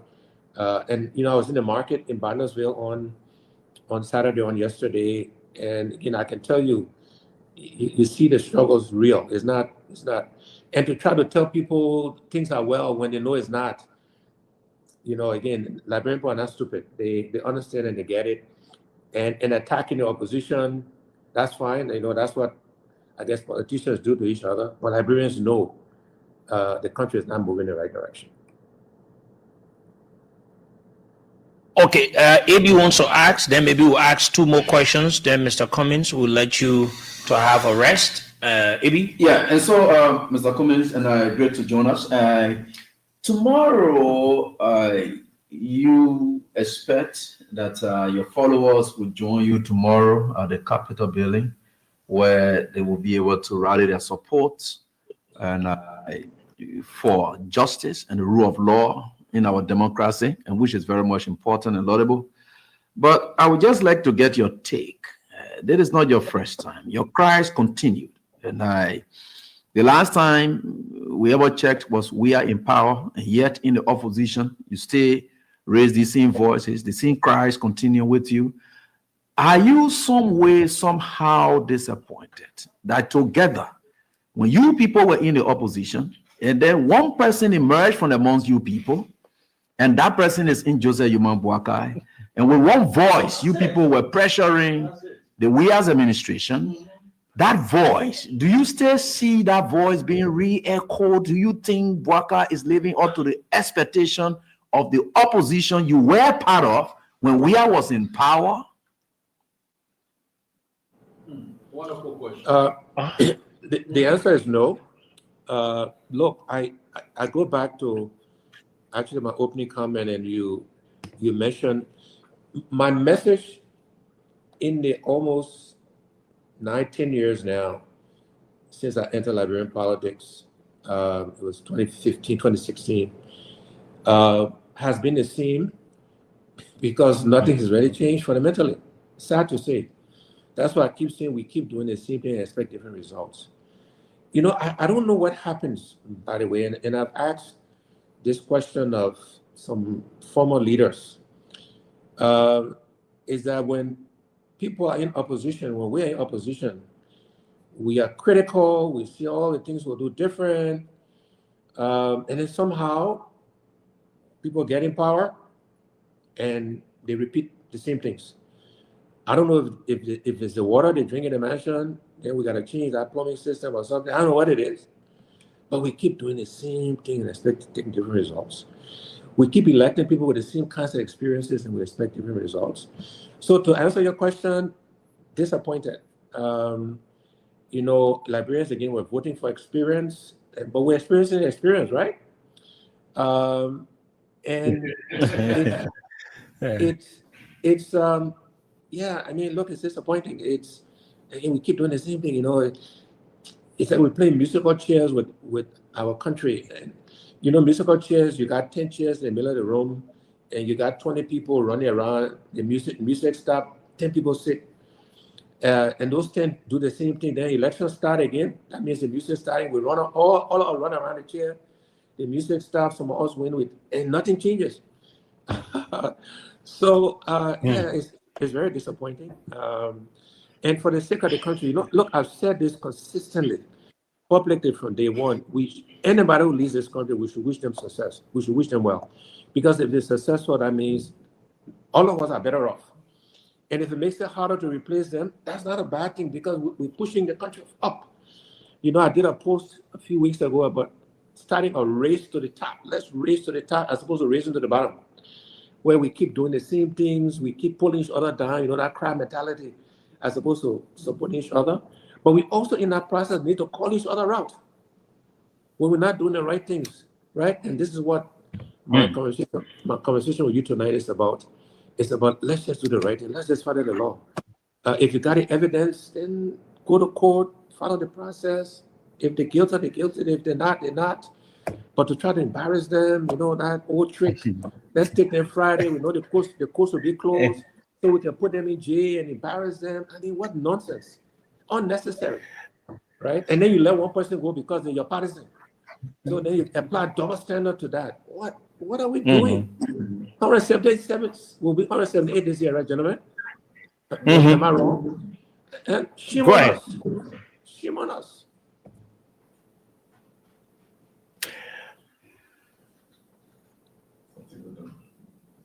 Oh, we are not getting the.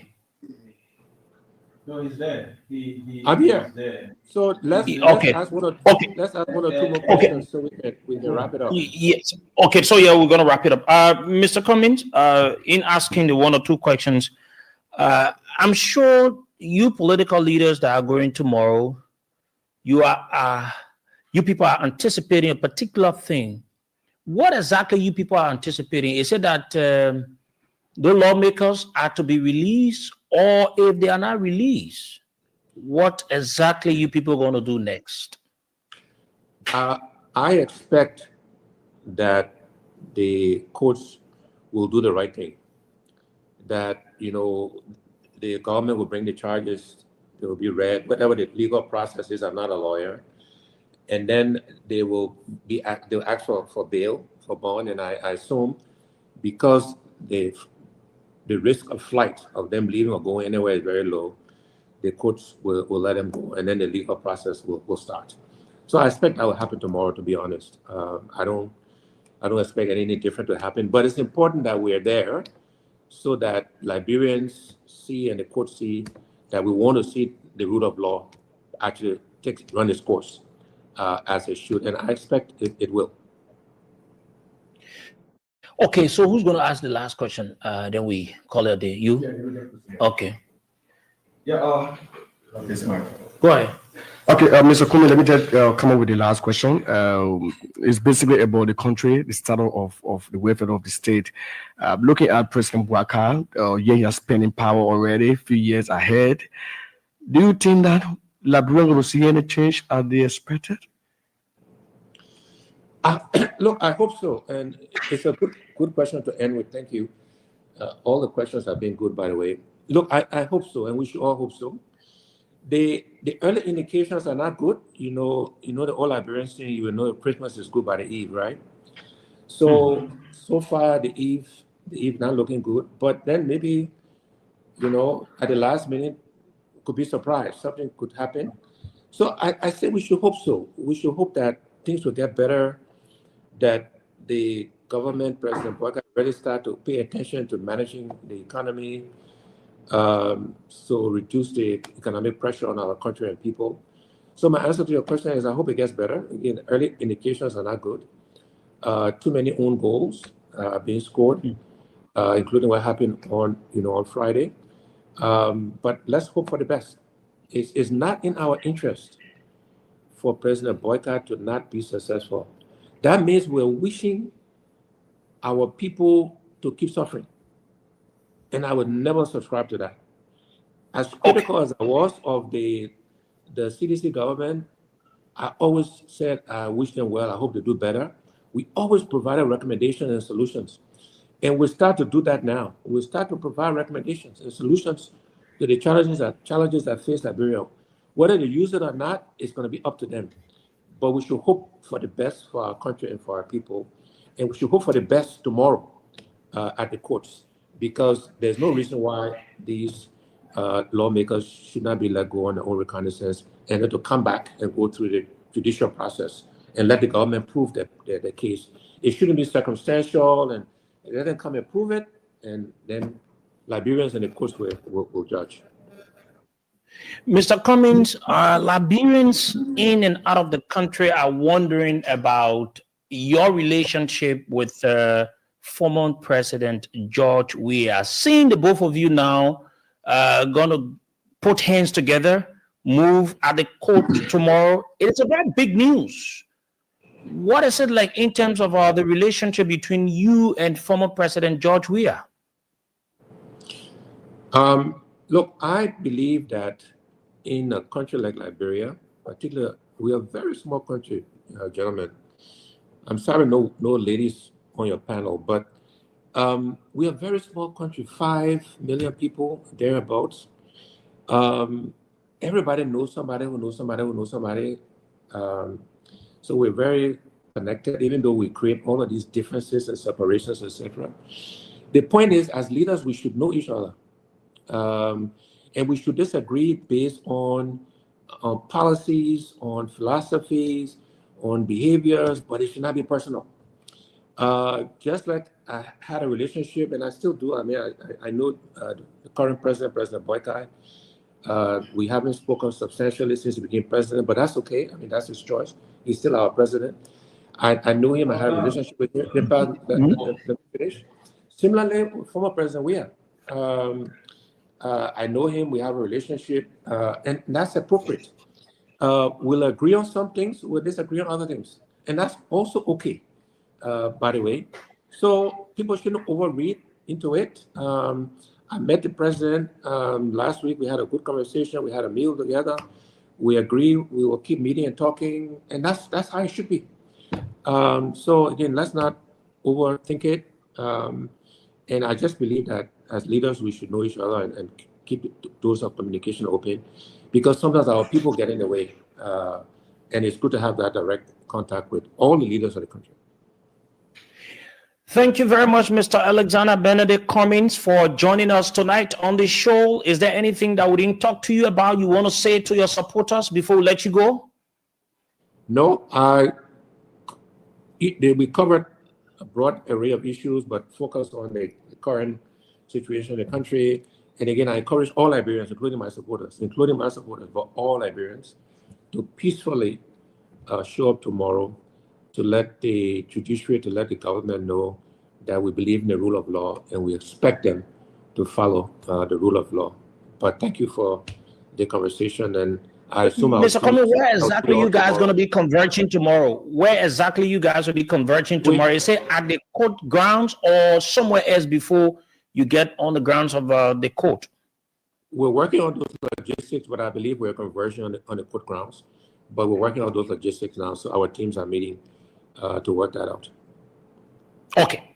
Thank you very much, Mr. Cummings. Thank you. Okay. Thank you. There you listen. You're listening to. Okay, Abu. Okay, there you listen to Mr. Alexander Benedict Cummings. We want to say thank you very much, gentlemen. Before we can join Musa, Musa is trying to get in what you guys make of what the political leader. Let me start with Wisdom. They play Wisdom. I will be the last.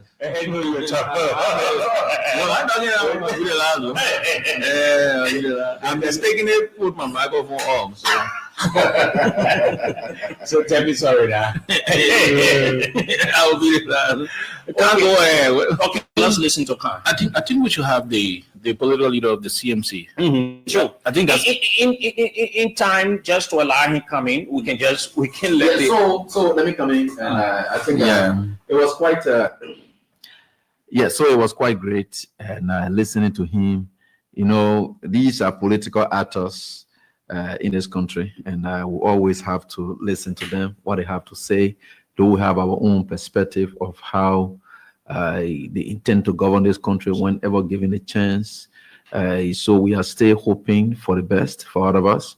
But I think he stressed on key issues. And for you to find yourself, especially being in the opposition, and seeing those voices that you people were echoing, especially at the time, talking about the issue of rule of law. Remember, he Cummings himself, he spoke about the issue about political interference and so forth in his trial involving him and that of Benin Ayure.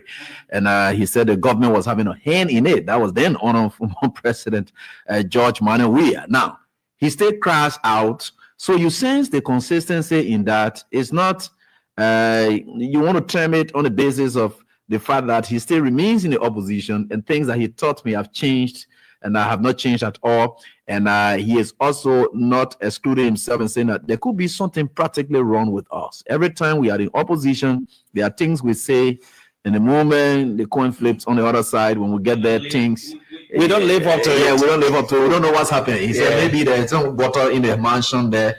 But I think to a larger extent, supporting this process is good for him, it's good for the country. And these are actors. You don't want to come up when you need votes from the people. That's one thing. Sitting back and allowing it to work. Because now as we speak, everyone else have to now stand up for the Liberian people. I think we are at a crossroad where They need the voices of these people who will go to them when the time shall come. You can't wait until the dying moment. And when you know you need power from these people, that's when you are going to start elevating, their plights. It's now. There's no better time than this time. And that's why some of us, our consistency that we have had, I think it had helped to build up the people. But they are the leaders. We are not the ones that are going to be sitting in those chairs. They are the ones that are going to be sitting there. It's clear to all of you partisans and supporters. We're waiting for you to send to John the link. Yeah. All of the supporters and partisans, of ANC, you need to come up in your number, like your political leader. Yeah. He spoke recently, and he's calling on all of his supporters to come out in their numbers on tomorrow to stand for the cause. Meaning, we need to protect something in our country. They like you usually say, if we keep doing the same thing, we want to get different results. It's not possible. So you got to do something different to get different result. To get different result at the end of the day. So it is up to you. Yeah. We will certainly have with us the political leader. Oliver, you want to say that? No, I'm just awaiting my ability. So can I say a word too? Right. Okay, Abu, please go ahead. Okay, yeah. So we want to commend Honorable Cummings. I believe he spoke very profoundly, and these are exactly what we expect from those who are vying for the confidence of the Liberian people going forward. And very recently, we had our conversation on our platform, and we said the very same thing. We are the political pundits or the political commentators. We will commentate the happenings, right? But at the end of the day, the very people who will be coming out to tell the Liberian people that, look, you can trust us with power, must be seen in solidarity with issues in the country that undermines the rule of law and that leaves the Liberian people to suffering. So if you do not speak when the Liberian people are crying, when the Liberian people are complaining, it becomes a little selfish only to speak out when it's 2028, 2029. So it is a good thing to hear from Mr. Cummings at about this time. And I think he spoke very profoundly on each of the questions that were asked him. And I think I am intrigued by the fact that they are considering working together in one accord. And the bottom line of all of that being pointed to the rule of law is key. And a very important caveat he sent out to his supporters and other Liberians: look, do not fall for the regime propaganda that assembling tomorrow is in any form a commitment to rolling back our peace or creating disturbance. Rather, it is standing in solidarity and in support for the rule of law. So that must not be misconstrued or misinterpreted by regime elements to mean that Cummings and all the other political leaders are coming to support war in the country, or they won't bring war, or they won't do this. No, because this is basically the narrative and the spin that the government folks are putting on, like Mo Ali and others, right? So it was a good conversation. I have one last question for him. I hope we'll meet another time, and then we can talk about that. But I think it has been relatively a wonderful conversation with LS Cummings. Okay, we're waiting on Honorable Musa Hassan Bility to join us.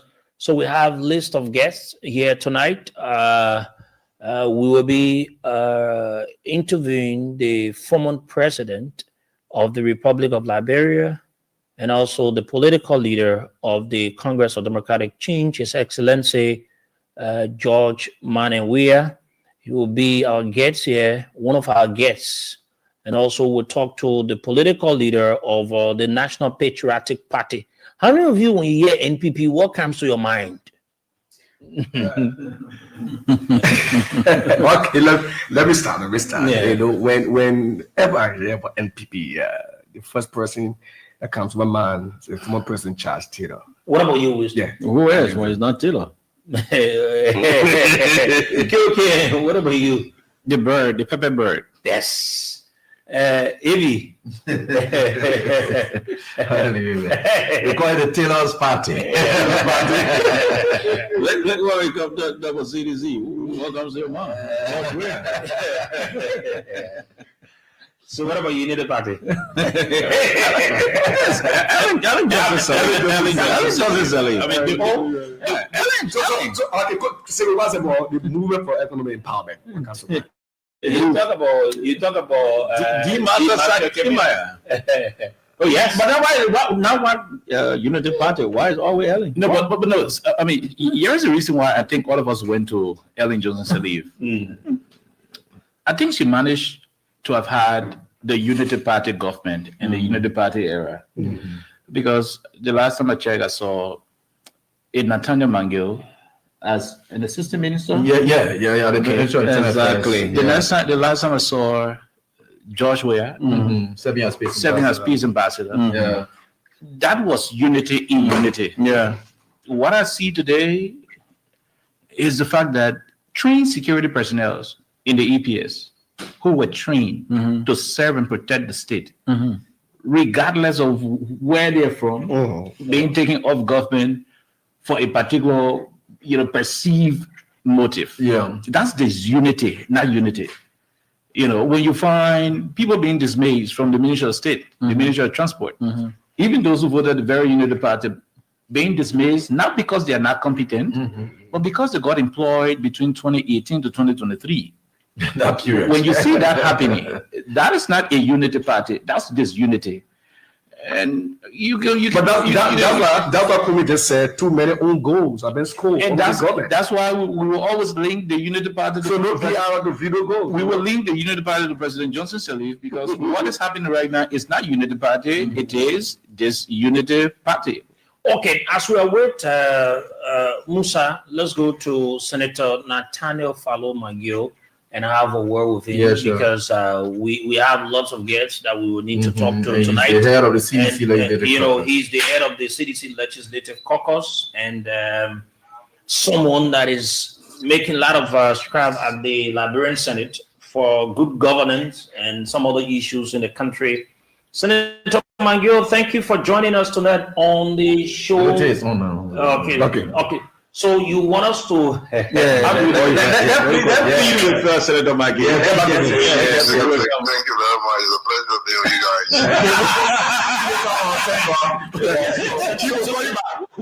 Senator, we will call you back. Okay. A political leader is on, so we'll call you back. Senator, we're going to join you shortly.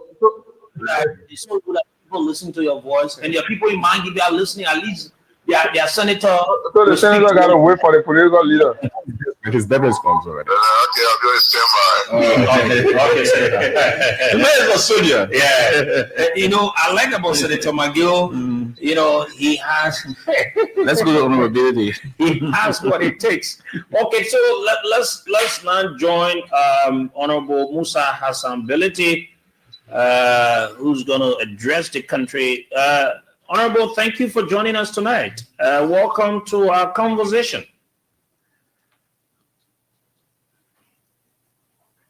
Good evening, Honorable Bility.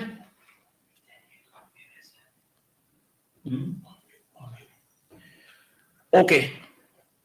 I think he's muted. That's why I'm trying to tell you. Can he unmute He's himself? okay now. It's okay. Mhm. Good evening. No, I think you need to unmute yourself. We are not getting you.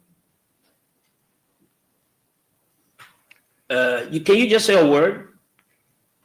We're not getting what she's saying. Yeah, she was in Okay. Okay, honorability, just go out and come back, then we'll have you because we had Mr. Cummings. It was very clear. I don't know what's happening with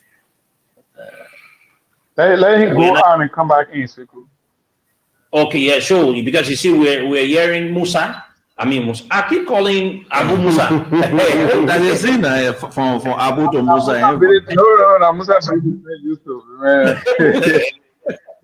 If you ain't know that, So, Are you hearing me now? Okay. yes, we're hearing you. Okay. Okay. Honorable Bility, Oh, good evening. Thank you for joining us. Thank you. Okay. How is the party and how are the people within your district in Nimba? This weekend I'm not in Nimba. Actually in Monserrado, and we have this almost I want to call national emergency, a threat against freedom, and so we have to be in town to make sure that we find a way to address it. So I'm in Monrovia right now. Okay, we have a team of journalists here from different media institutions. We'll be asking you a few questions, and our conversation going to center around tomorrow's convergence.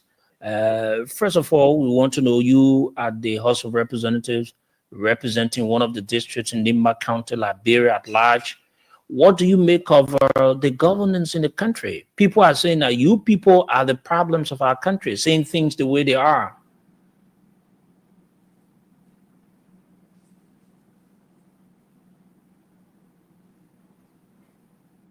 Go ahead, Musa. We'll just ask you a question.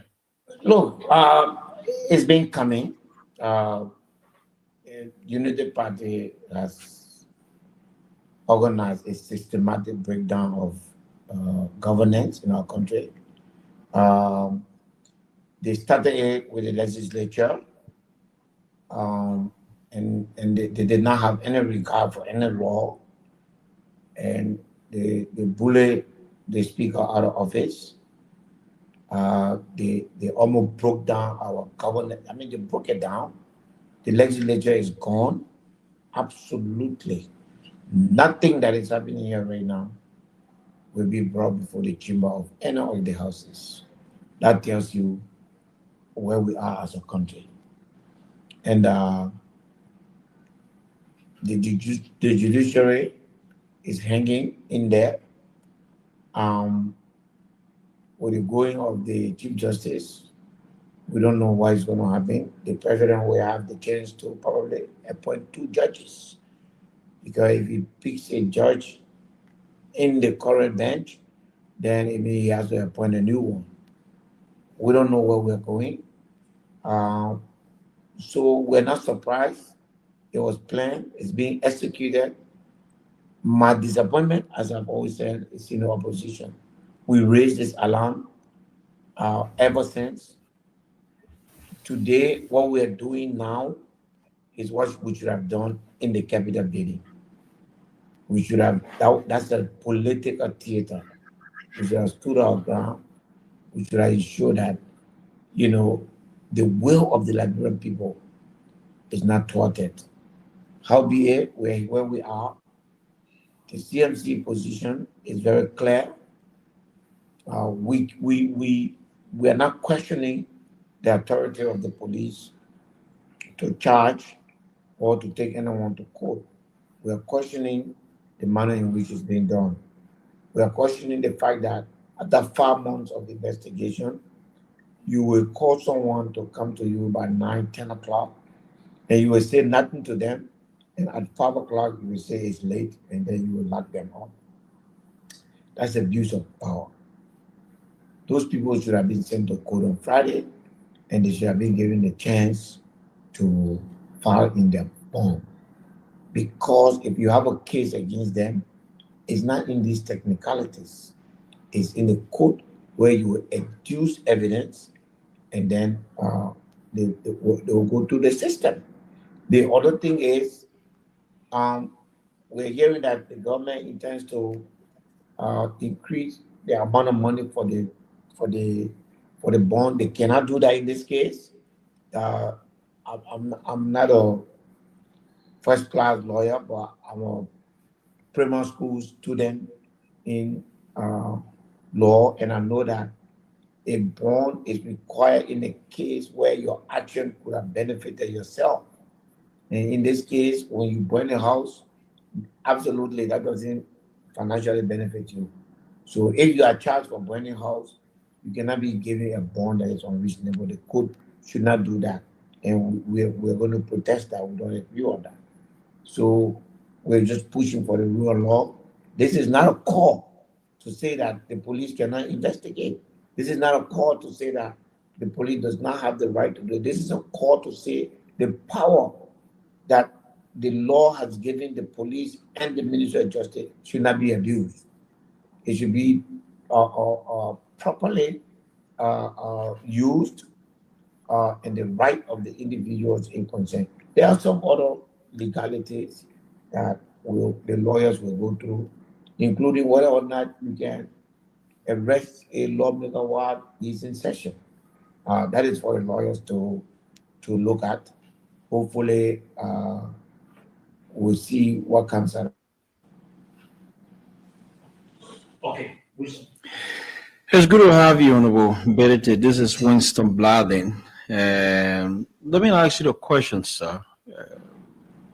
From what happened at the Capitol building up to the burning, the arrest for your colleagues being barred, I remember as a legislative reporter interviewing you, you said you were never going to allow the rule of law to be thwarted.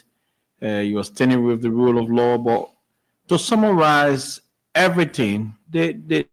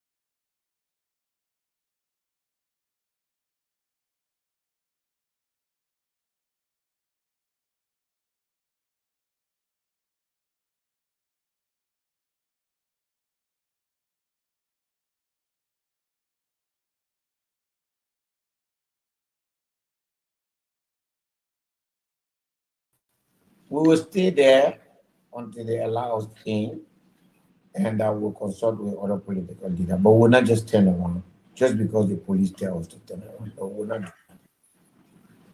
We'll not fight them. We'll not force our way in. We recognize the authority of the police. But the police needs to recognize our right as citizens to move freely. So if the police tells me I can't go, I have access to the directors, I have access to the deputy, I will ask them, what order do you have that I shouldn't go in the court? And if they say they don't have order, they just feel like doing so, we will consult other political leaders will be there. You've heard them say tonight that they will be there, so other political leaders will be there. And then we'll do that. Okay. Now, I mean, a follow-up to this, you mentioned that there is a possibility that the government will want to muzzle your colleagues through the insurance companies. We're also getting intelligence that this is likely. I mean, it is possible that your colleagues, including the former speaker, might not receive, a valid bond. No insurance company may want to give that to him. Will you sit, or better still, jump in your car and escort Honorable Sibo, Honorable DB, and Kofa to South Beach? What's going to be your next mood? Then my colleagues come. The law will appeal that decision, and because if we these are lawmakers, as I was saying, they should be released on personal reconnaissance. They are officials of government. They are representatives of the people. They are legislators in session. They are protected by the Constitution. We don't even know whether or not they should even be arrested at this time because the legislature is in session. So we cannot allow their right to be violated. Okay, Bility, it's a pleasure. I'm Coris Kanga from Truth FM. Tonight, I want to ask you this question. You normally write on your Facebook page as letter from Sackley PA. You speak about the rule of law always. What reform do you think is necessary to ensure that our judiciary system is not influenced by political pressure? Let me start on that point. Well, the government, the executive is the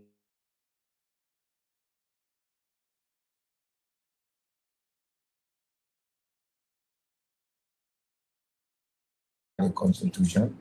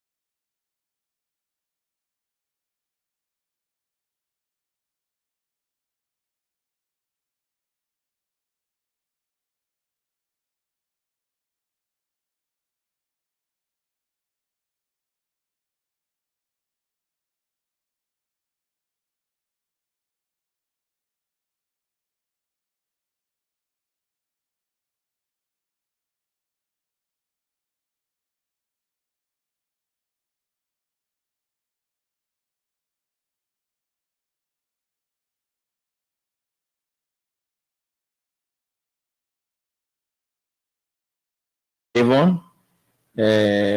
Also remember, I think it was on Friday, the current president visited that area. Less than an hour after former President Weah paid visit to the home of the late First Lady, and we saw the release from the executive mansion.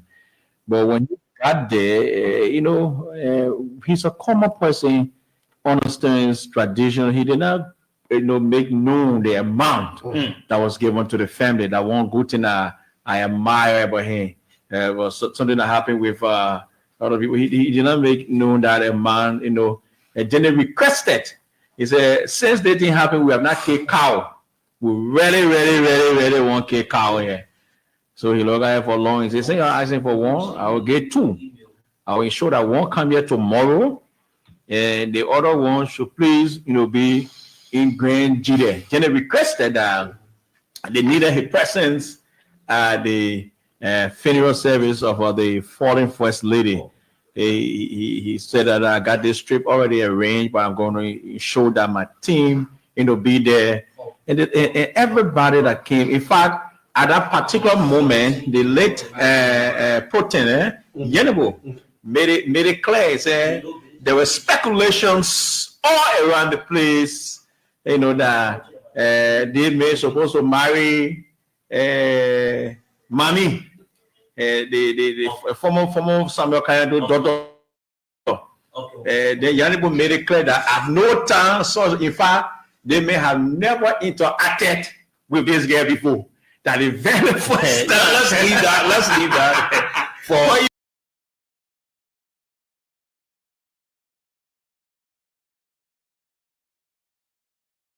are trying to get out there, so we don't want their supporters. I think somebody is on. Yes, we don't want their supporters to go out of the message they're sending to them. So Cummings already saying he'll be there tomorrow. Yes, Cummings said he's going to be there tomorrow. The entire ANC, members are going to be there. You have CMC. They have their own number of supporters. You mentioned that I'm working on modalities right now. They're working behind the scene to push. So you have lots of people that are going to be there tomorrow. And someone is texting me way from Lofa County. They said they're waiting to hear the former president of the country. That's what everybody I say. A lot of persons are listening. Someone said the entire country has been locked down as they are waiting to hear all the political leaders, particularly so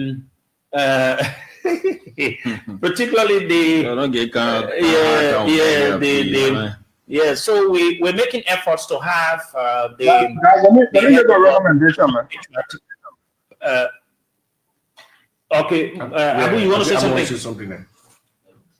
Yeah, I just quickly want to recommend, since I know the desire now across the country for former President George Weah, right?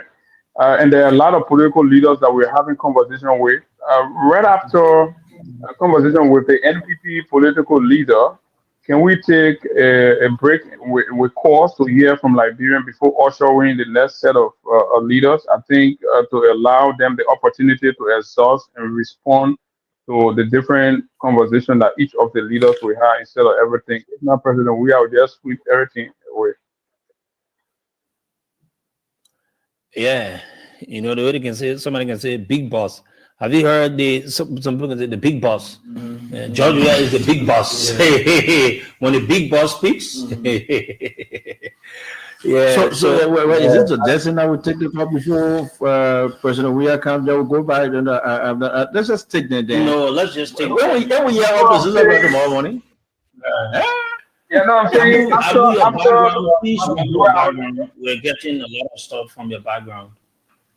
Or that United Party people pull you to where you are. We hearing you. Sorry, one Prince Sherry is informing me now that the show is being relayed on 5 platforms in the United States of America. Yeah, we want to say thank you to all of you. This is it. And the political leader and the former president will speak shortly to the country.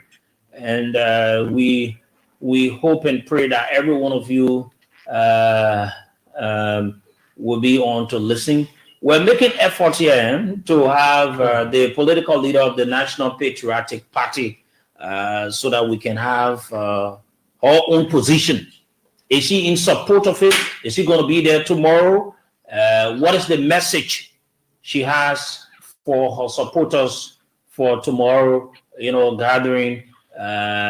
So just be aware of this.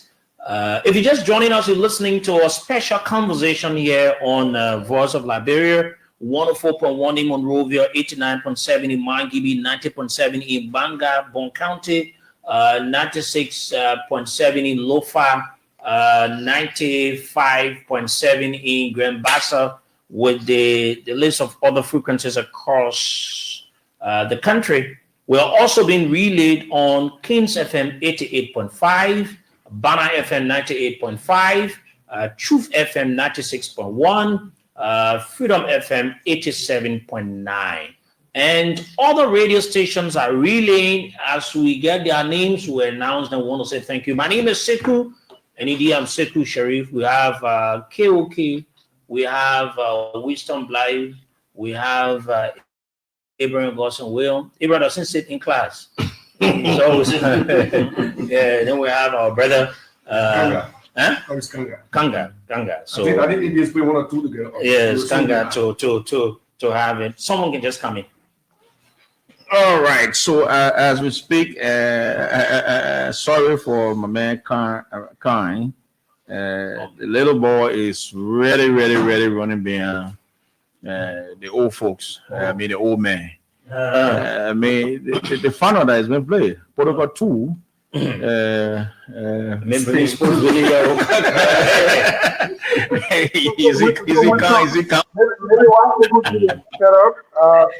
to go back from what happened today with the former president at the list,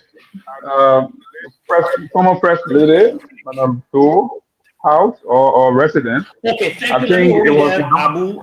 Just to announce, Abu, let me hold you there. We have currently with us the political leader of the National Patriotic Party, the former first lady, former vice president, someone that she comes with lots in terms of governance idea in the country. We want to say good evening to you, our man. Thank you for joining us, Joa Howard Taylor.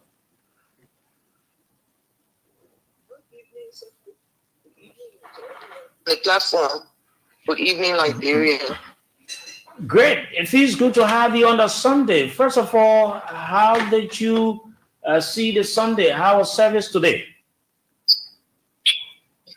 Well, Sundays are usually my days for myself, so I do church and do family time. But today I went to the prison to see former speaker and other lawmakers who were incarcerated. So it was a very sad day for me today, seeing them where they were. How exactly, what ran to your mind seeing your colleagues, people that you've worked with in the past, and seeing national leaders being treated the way they are currently treated? What ran to your mind? The first thing that came to my mind is how divided Liberia is. Because since the arrest of former lawmakers, I've been paying attention to the media, the social media. People are saying all kinds of different things. Sadly, we have already condemned people, but as a lawyer, I know that everyone is innocent until proven guilty. So as far as I'm concerned, they are innocent until the state can prove that they are guilty of the charges that have been levied. And no one's looking at that. Everybody is saying, oh, they did it to other people, so we're doing it to them. There's a lot of hatred in our communities. There's a lot of division amongst us. And it's sad that a country almost 180 years, we'll keep doing the same things. The circle continued from the 80s to the 90s to the 2000s. We're still in that circle. And my prayer today was, oh God, when does this end? When do we love one another? When do we unite as a people? When do we build? Because in the midst of all of this, there can be no building. When you are destroying something, there's no way you can build it. And I think Mama Liberia deserves rest. Mama Liberia deserves peace. Mama Liberia deserves unity at this time. And I don't see that happening. I just see more division. The country is divided on blue and green lines. And, if we're not careful, as I said before, I don't know how far this will go. Something needs to end. Something needs to end this cycle of violence, this cycle of anger, this cycle of hatred that we've gotten ourselves caught up in. And for me, that was a sad part of my day, just coming to grips with that fact. Okay, thank you very much, Alice. Now, we have a very serious issue in the country. Not to take much of your time, are you going to be part of political leaders tomorrow that will converge on the grounds of the court in support of lawmakers that have been treated by the government in such humiliating ways? I would definitely try my best to be there. I'm a part of the opposition, and I usually would, fall in with them when anything is happening, because we must come together. This is I think this is an attack on the opposition, and all of us need to stand together by our voices, by our actions, by our words. On Friday, a picture showed up that broke my heart. I saw General Carlos Gray standing alone on the grounds of the court, and my heart was just broken, because it could be anybody. Sometimes people are saying, "Oh, it's not me, so I don't care." That them, let it happen to them. But it goes beyond us and them in a situation. And I saw Carlos stand up by himself with his hands folded on his chest, seemingly as a lone soldier. What I pray for tomorrow is that the laws of our nation will take preeminence over everything that will be happening there, and that this is a bailable offense. I don't think those lawmakers that are being elected by their people will run away. I pray that they will be given a chance to perfect their bonds, and that they will be released. And that when the process begins, when the court process begins, we will watch the case and make sure that the law will be the law. So this is a long, long process. I don't think it will be a day. It will be. It's not an event. It's a whole process that we have to watch and pay attention to. So I will be following the process very, very, very closely myself to see and to ensure to add my voice to the voices of those who will be gathering, whether tomorrow or any other time. But the fact of the matter is, I'm praying that the laws of our country will be respected. The case is now out of the executive branch to the judiciary. They have their own responsibilities. They have their own laws. They have their own statutes. They have their own operations that they must do. And I pray that will go according to the laws of our country. Now, requesting or hoping to see that the court tomorrow will do the needful is one thing, and the court itself doing the right thing is another thing. Why, if you political leaders going to the court tomorrow and not seeing those of the lawmakers being allowed to be signed for, or maybe bonds being issued towards them? What next will you political leaders do about it? As a law-abiding citizen, we have to take cue from Fonati's stand in this whole process, that he will follow the law to the letter. I think we will do our part, and we are hoping that the court will do its part. As an officer of the court, as a lawyer accredited to the Supreme Court Bar, I believe with all of my heart that the right things will be done tomorrow as per the law. And that is my hope. Can you speak so I don't want to get into the fact of saying if it doesn't happen, what will we do? The fact of the matter is we expect that the judiciary will uphold the laws of our country to sanctify our peace, to sanctify our being. The very existence of all of us lie on the basis of justice and fairness and the rule of law. So I look forward to that playing out tomorrow as it should be. Your supporters are listening to you across the country and the world at large. What have you to say to them in terms of encouraging them tomorrow to form part of this all-important peaceful gathering in support of lawmakers? And I know there will be people listening from Grand Video, people listening from Grand Crew, and people listening from Nukuta, and people listening from all across the world, because this is something that has grasped the attention of not just Liberia, but other people from across the nations of the world. Everybody will be watching. Everybody may not be able to show up at the Capitol building, but at the judiciary, but I want to tell you that everybody will be looking. And what we expect is that the rule of law will take preeminence over everyone. What I want to say is that that is our hope. That is our expectation.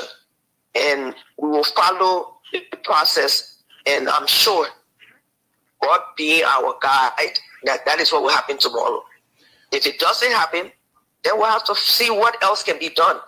But I'm hopeful that the judiciary, with the political tensions, with all of the things happening, will do what is right and what is just. Do you trust the judiciary system under this current government? But let's just look back to a few weeks ago when the whole country was in an uproar. Oh, the Supreme Court will not do the right thing. The Supreme Court did the right thing in December. And with all of the noise, they came back to clarify what they meant when they said ultra-virus. So I believe the court has its own burden upon its shoulders to maintain the peace and the sanctity of our country. And I don't think that will change tomorrow. I don't think so. Okay. Madam Vice President, you have your political party. You are the political leader of the NPP. How involved is the party going to be? I understand you already made the commitment to be there tomorrow. You said you will try to be there. Is the entire party, or better still, is the party mobilized for tomorrow's event? That's my first question. Well, the messages have gone out across all social media handles. And we're looking forward to our people gathering to show solidarity, to show strength, and to show that what is happening affects people across the nation, not just one group of persons. So I'm sure you will see many people gathering there tomorrow. Let's see how the whole day goes. The fact of the matter is, when you step on the ability of stepping on the rights of many more persons, it's quite clear. And you know, we have to be careful, because there was a video now playing a few months ago that showed what happened during President Weah's tenure. He was very tolerant of opposition voices. There's a video that shows the current president showing up at a rally and saying George Weah should be removed from office.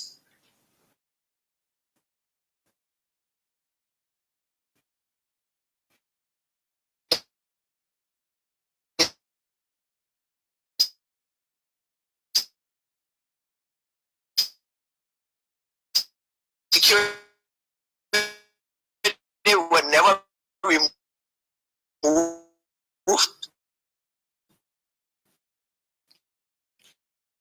He was never reprimanded. Okay. President Weah never said anything. You know, protesters happened before. Well, that we're not concerned about it. What I'm concerned about is the fact that during President Weah's tenure, because they like to, you know, see, oh, it happened this way, President Weah, so we'll do it again. The current government came on to the scene with a mandate that they will do better, that they will follow the rule of law, and that they will not repeat the mistakes of the past. So people might be saying, oh, we are afraid to show up, or we don't want to do this. The fact of the matter is that this kind of a hearing draws the attention of everybody from across the world, and it will draw the the attention of people from the opposition. And so I think people should be allowed to go on the grounds of the court. Nobody is going there in violence. We are going to find out. We are going to show our support to make sure the right thing is done. And we hope the judiciary will do the right thing. But the fact of the matter is, even former vice president at the time, Joseph Boyka, was a part of a protest, and the videos are floating all around social media, calling for the removal of a sitting democratically elected president. Okay. Nobody harassed him. Nobody said anything. In fact, President Weah didn't even make a comment at the time. Former President Weah, who was President Weah at the time, never made any comment. We just allowed them to go and speak. So they should allow us the same kind of rights that we are exercising in a non-lethal, in a non-violent way.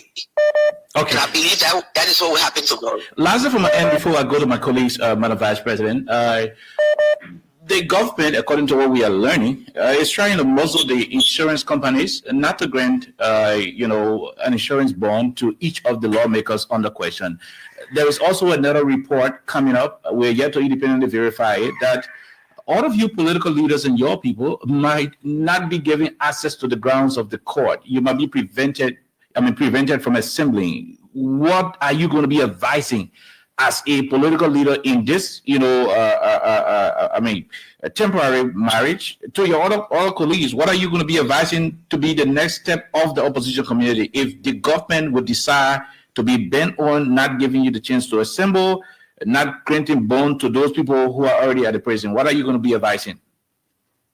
The fact of the matter is, if they say the presence of opposition, members of the opposition community cannot enter the grounds of the court, and that court is a place that is blind, because the reason why the eyes of justice are blind is that they will treat everybody under the rule of the law equally. There's a whole corridor. Liberia, moreover, is not just in the courts of the judiciary. The fact is that people will gather tomorrow. People will gather in different places, and I believe to show that we are concerned, the government needs to be tolerant of the voices of its people. It doesn't matter where the voices are coming from. The last time I made a simple statement that for 3 weeks, they will remove security officers. Nobody is afraid. We're not afraid, because this is our country. And if we all want to live here in peace, then we should grant each other the rights that are due us. So if I drive up to the judiciary tomorrow in my vehicle in a non-violent way and say I would like to sit in the court hearings, I don't think they can deny me that. I don't think so. And we're looking forward to a day tomorrow in a non-violent way that we can gather and that we can watch the process and we can see our people released on bond, because this is a bailable offense. If you say the courts, the executive members of the executive branch are trying to muzzle the insurance companies, then the insurance companies need to close down. The fact of the matter is, this is a bailable offense, and people who apply for insurance to be out on bail should not be denied. Again, what's creeping into our society are things that happened in the past that cause us to go into all kinds of things. When you talk and they say, oh, she's calling for war. I'm not calling for war. I'm not a warmonger. What I'm calling for is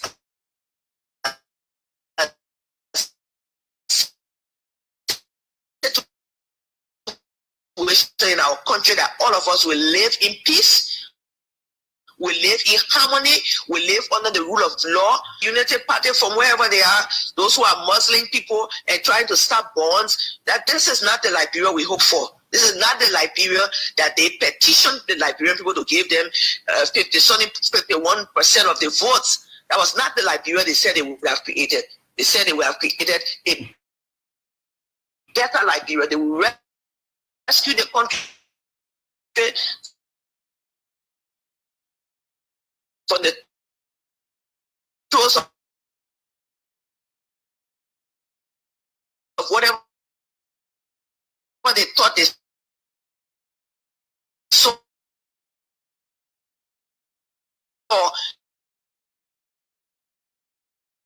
and it will bring us out into a new day. You have to look at where we are today as a product of everything that has happened in our country. From the way we were founded, from the exclusion of large portions of our population from the mainstream for many years, to the point where leaders were killed on the beaches behind the barracks, to the place where, and before that, T2 and them were killed. There's been a whole slew of things happening that brought us to 1989, that created a situation that our country experienced so many years of war. This is our 22nd year of peace for coexistence since the crisis. And leaders have come on the scene and they have managed the situation. They've also taken cognizance of the fact that every decision that is taken affects the lives of 5.2 or 5.3 million people. And it's not just about Fonati Kofa. It's not just about Dixon Sibo. It's not just about the lawmaker from Grand Juliet. No, it's not about the lawmaker from Monserrato. It's about a basic constitutional right lawmaker, or whether you are a simple citizen living in Liberia that goes through the judicial process. And quickly, this ongoing situation is showing.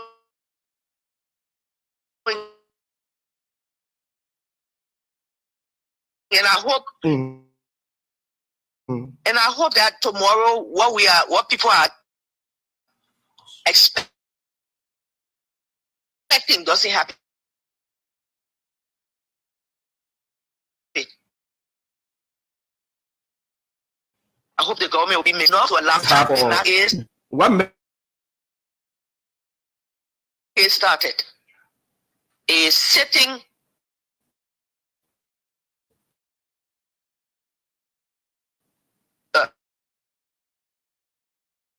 speaker was harassed illegally.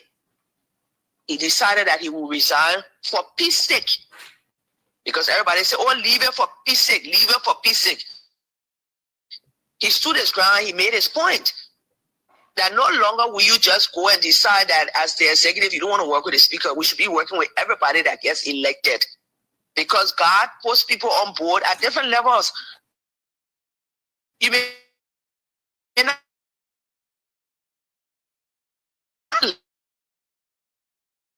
like me, but you have to respect my views that the bonds will be provided and that those people is that this country belongs to all of us. If there are issues, the Constitution gives us the right to gather, to talk about it, so that that we are thinking right them. Nobody was killed, nobody was imprisoned. That is the kind of government we like to see, that when people have an issue, that they can express their protest in a peaceful manner. And I hope that we gather tomorrow peacefully, wherever we'll be allowed to gather, and that we give a signal that we want the rule of law to be scrupulously implemented in this situation, and that our colleagues will be released based on a charge or charges that are bailable, and that they will be released to their families. And we look forward to the beginning of the process of the court, so that if they are guilty, and I don't think they are, they will go to jail. If they are guilty, if they are not guilty, they will be released to go back to their jobs and do what is needed to be done. So I look forward to a peaceful assembly. Thank you so much. Madam Vice President, it's good to have you. My name is Winston Bladin from Banan. What really puts you that today something for your partisan, your supporters have always have a doubt asking us to someone to more ground. Well, I've been a part.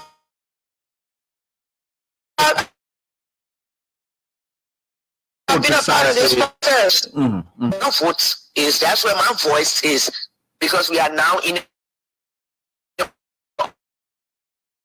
position. So we don't have to be motivated when we see things. We should be able to gather together and have our voices heard. And I think that's what will happen tomorrow. Madam Vice President, what you are saying today, is it agreed upon the executive memo of the MC of the NPP that everybody going to be on tomorrow? We'll see tomorrow. The fact of the matter, we've called all of our partisans, all of those who are members of the opposition community. This is a coalition of the willing. Okay. Hey, I like that. I don't have a whip. I don't have a stick to go and say everybody must come. There are some people who are committed to come. There are some people who feel it may not be necessary because it is not them. So tomorrow you see the coalition of the willing. And I think this is what will determine how we move forward. But there is a coalition of those who are willing to stand up for what is right, and willing to stand up to show that there is something going on in our so though I don't think any political leader is forcing their partisans to come on board. People have to come out of the willingness of their hearts in a peaceful manner. Thank you so much. Okay, so we want to say thank you to you, Madam Political Leader of the National Patriotic Party. Is there anything that we didn't talk to you about you want to say as we leave you? All I want to say is that this is the only country we have. We must protect it for our children and our children's sake. Let's pray about the issues that are happening across our country. Let's consult about the issues that's happening in our country, because we do want a better Liberia for posterity. I have a 1 year old, 1 year, 8 months grandson. I want his life to be better than what we had in the 80s and in the 90s. I want him to grow up in a Liberia that he can be all that he wants to be, where the law protects his rights. And it is that Liberia that we are fighting for. Thank you very much, Madam Political Leader. We wish you all the best. Hope to see you people out tomorrow. Hope to see you there. Thank you. Thank you very much. She's the political leader of the National Patriotic Party. I want to say thank you very much. You supporters, you people who are listening to your political leaders, and they're saying what they're saying. We're about to go to the political leader of the economic movement for economic empowerment. Move.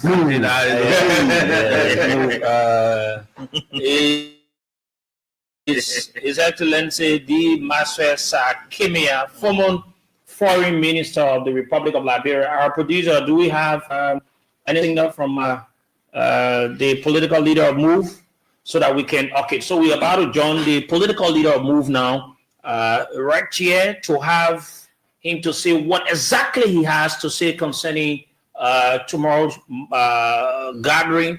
Political leaders are speaking, folks, and it is very interesting. One would say it is so interesting to the point it has caught the attention of all of the political leaders to come out now and speak to their supporters. We want to say good evening to you, Honorable D. Maxwell Saah Kemayan. Thank you for joining us tonight. Hope he's getting us, though. He's live. Good evening. Yeah, he's in. Yeah, he's there. Good evening, Honorable D. Maxwell Saah Kemayan. Thank you for joining us tonight. I know how it feels, most especially on a Sunday after the weekend. and you're joining us. How is it with you and your political party?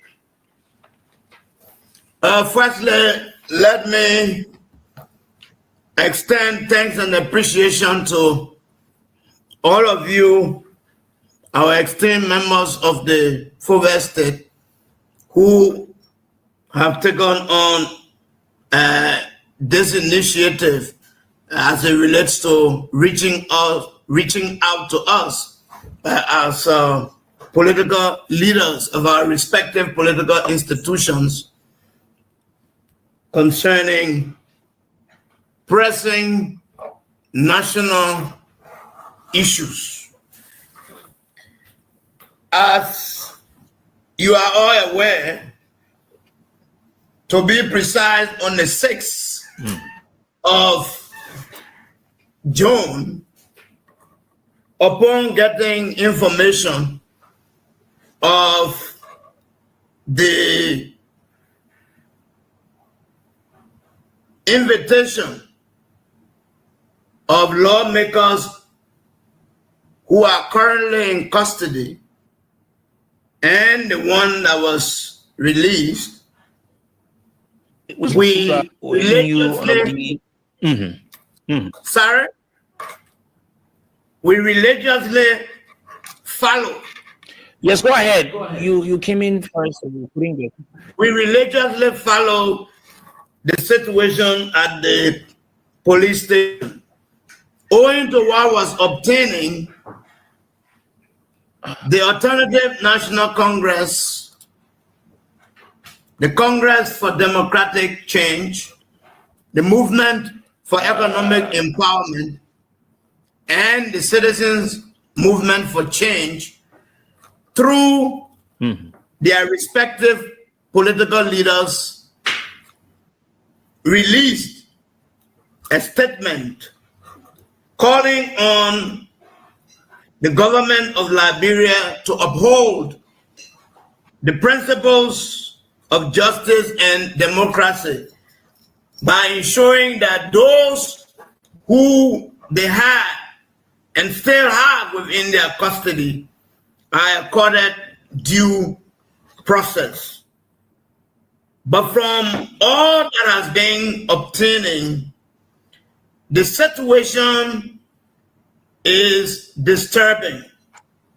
It is disturbing because it is, as we indicated in our statement, it is reminiscent of the darker days we had in our country, days that none of us who signed on that statement, and even other meaning Liberians, wish to return to. No more do we want to return to such darker days where people were arbitrarily arrested and without being accorded due process, locked up in prison.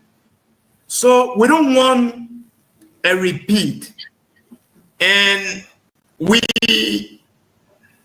urged the government in that statement to see reason to unconditionally release the former Speaker of the House of Representatives, Honorable J. Funati Kofa, Representatives Abu Kamara, Jacob Dabi II, and Dixon W. Sibo. And we reminded the government that our unreserved commitment as political institutions and leaders to ensuring the continuity of peace, stability, and development in our country in no way suggest weakness or any semblance of weakness on the part of us as political leaders or Liberians in general. And the government, as we indicated, and a position we stay maintain, has the greatest responsibility to act in ways that will project peace and stability in our country. Adherence to the rule of law. Liberia is not a country of men. Liberia is a country of laws. We have constitutions. We know very much what failure to adhere to constitutional order led us to in the past. And no more do we want to return to such a past. How in this world do you invite citizens?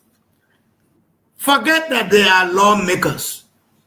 Even if they were not lawmakers, even if they were not lawmakers, even if it had not been the former speaker, Kofa and the rest, if it had been any other ordinary citizen, you cannot invite people to the Liberia National Police and keep them there from as early as 10 o'clock in the morning without going through any tangible related investigative proceedings, and only to wait for courts to close.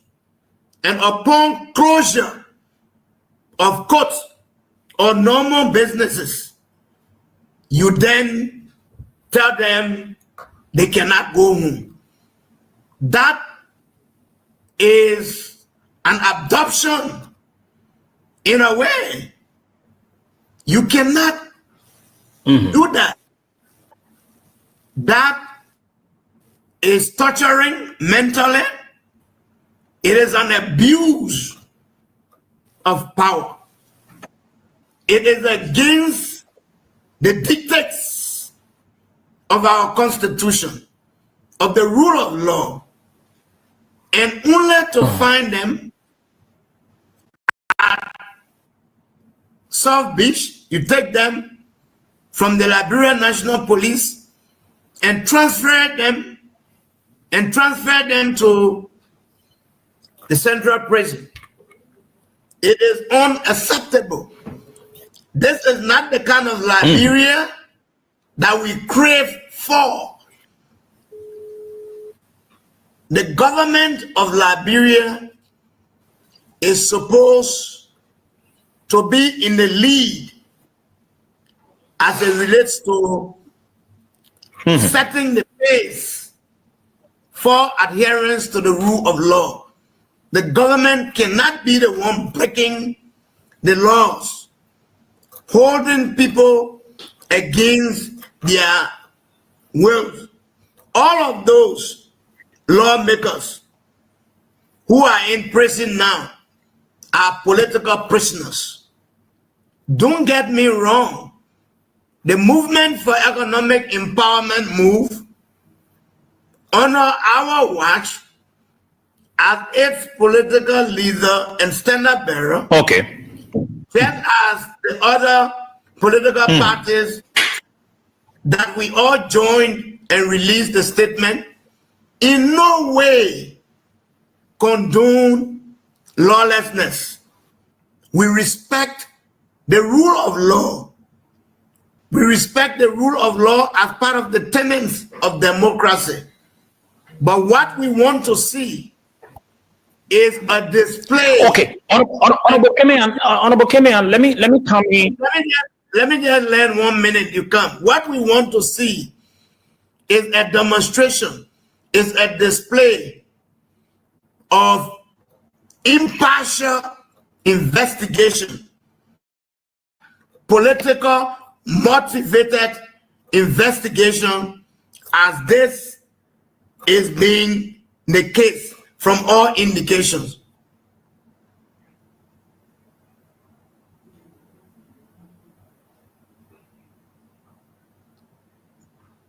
Yes, Did you get the asked me question? No, I did not. I Yeah, did what- not. Please repeat. Okay. I said, what have you to say to your partisans? Other political leaders, they said exactly what they wanted to say to their partisans, and you are going to be part of political leaders that are going to be coming out tomorrow, pledging support, calling on the government to do the needful, allowing the laws of the land to be respected. What have you to say to your partisans tomorrow in terms of encouraging them to come out in their numbers?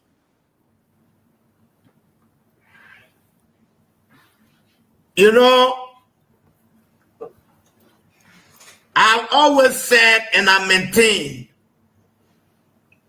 the situation that is obtaining in our country with the current administration, it has to do with the black cow, white cow, brown cow. We cannot be in a situation where the king for the black cow, white cow, brown cow say, we are not the ones. And until it went on to the king for the last cow, what am I saying? Injustice to one for us is injustice to all. We respect the rule of law. We are an integral part of the coalition of the willing, if I may term it that way, taking a cue from former Vice President Chief Dr. Weah. We want to see our partisans and all other Liberians. It is within their rights to peacefully assemble. And so all of our partisans have been following this. And there is unanimity in terms of purpose and intent to uphold the rule of law as it relates to the movement for economic empowerment move. And so all of our partisans and other Liberians who are standing up to protect the rule of law, they are at liberty to exhibit,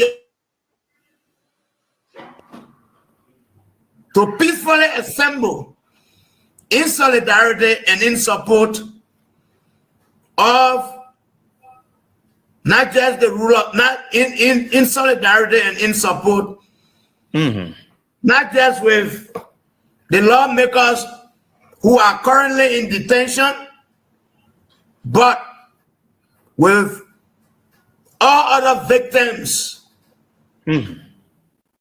of anti-rule of law campaign, which is going on. All we do is we want our partisans and all others who are turning out tomorrow, who are coming out tomorrow,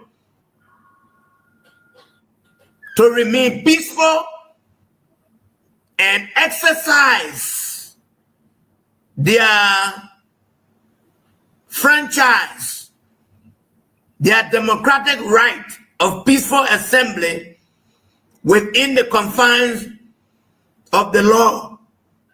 Let them do away with any form of provocation.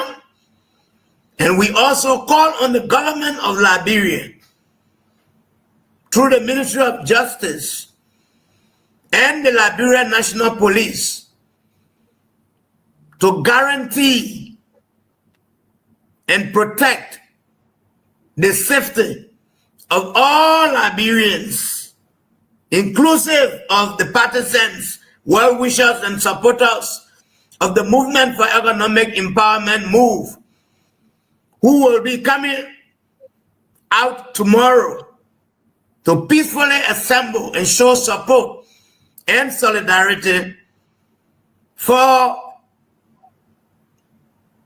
our lawmakers who will be going to court and for the rule of law.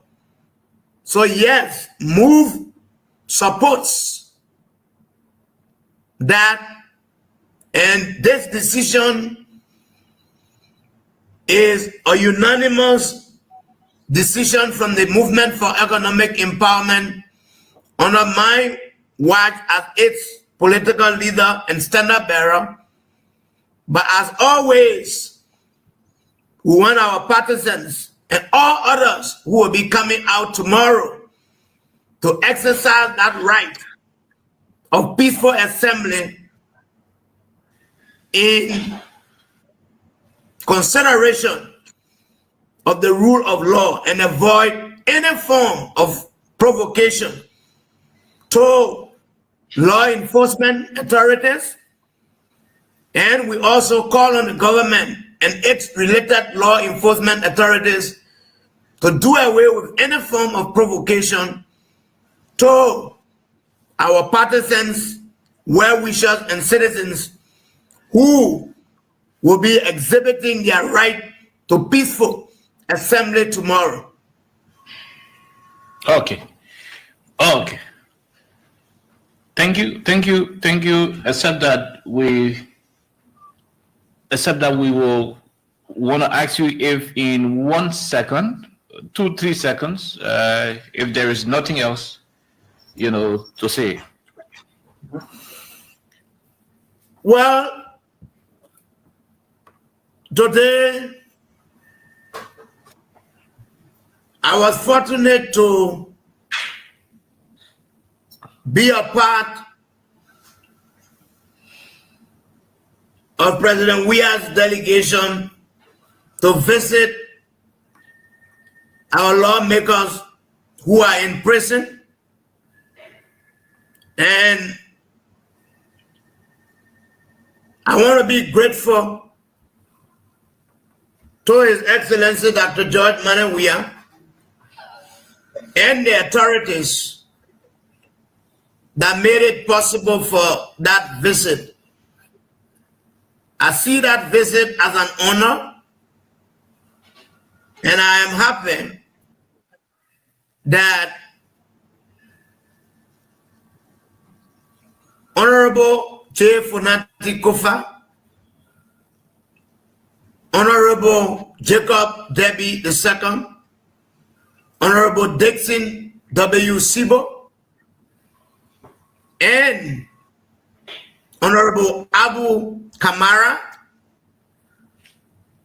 despite the humiliating attempts or situation, the humiliating situation, devastating conditions being subjected to based on politics by the government of Liberia, that I saw them courageous. I saw them in a spirit of upbeat, in a spirit of hope. That it is all part of the political process.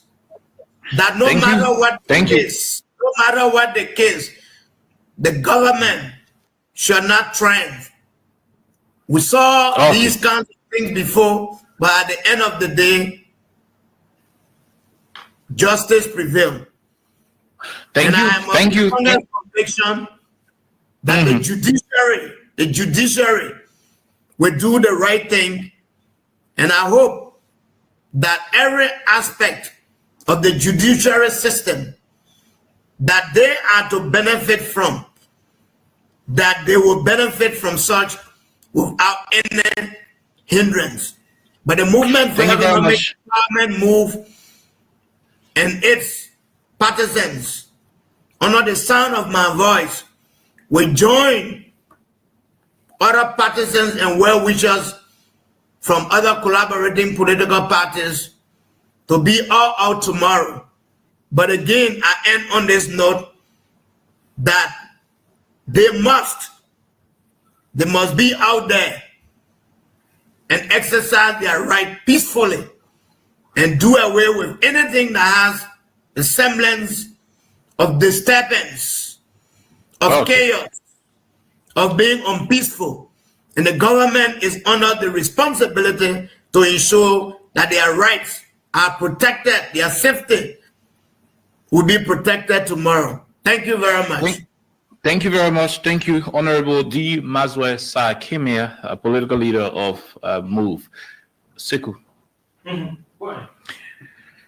I think at about this moment, we will have to take a break. Then we'll be right back. Can we just go because you say... Okay, so if it is available, then we are ringing the Liberians.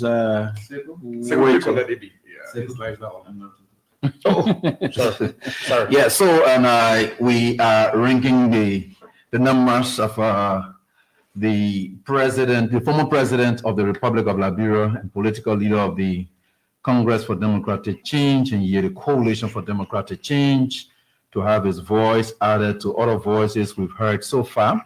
But currently, as we speak, he's in a strategic meeting and with his party officials making some final plans. So we just thought to about our time, as promised to you, audience out there. Let's say that good evening to you, Mr. Former President. Good evening and welcome to the special edition of Political Talk right here on Voice of Liberia.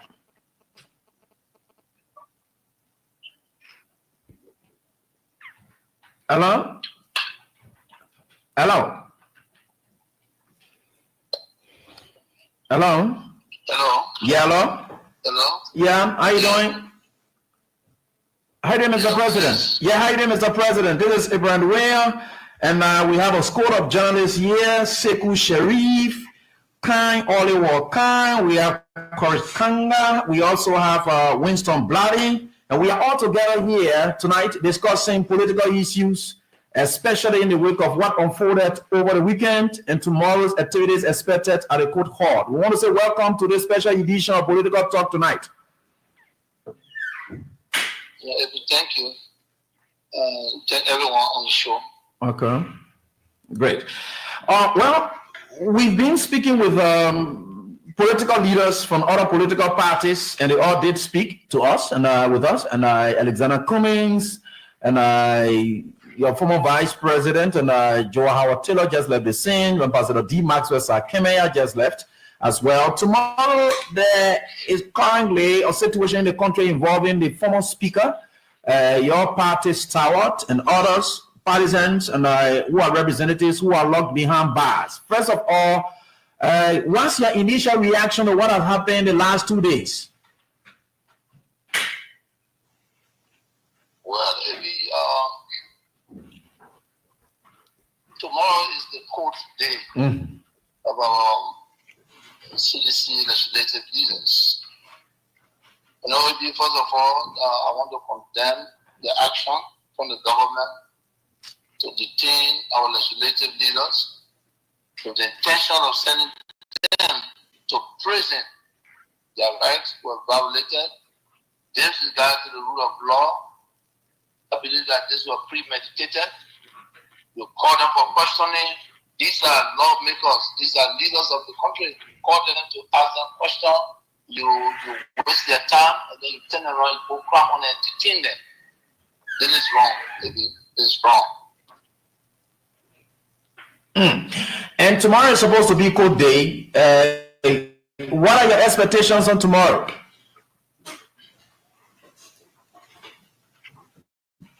Well,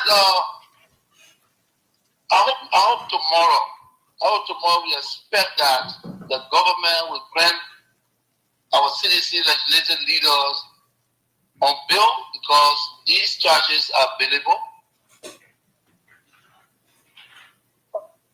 That's what we expect tomorrow. Okay, Khan wants to ask you. Khan wants to ask you. Okay, Mr. Former President, the other political leaders who spoke before you made it clear that they are going to be assembling on tomorrow with their partisans. Mr. Alexander Cummings of the ANC said that.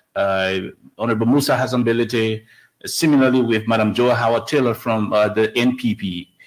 You are the political leader of the Congress for Democratic Change. Will Liberians see you at the court? If so, will you be going to the court with your partisans?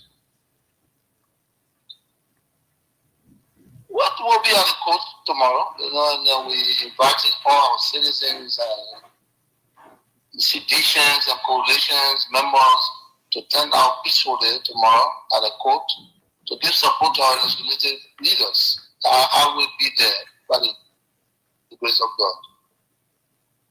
So seditions honor your voice can be rest assured that you will be there and you are calling them to accompany you as their political leader. Is that the reading? Well, I'm calling on all citizens, all of our parties and well-wishers and sympathizers to come to the court, be peaceful, and to support our lawmakers. It's very important for us. We want to boost their morale while they at the final stage. I think it's good for us to go there. We'll be peaceful. We'll be there to listen, and then I will hope that the police will be there to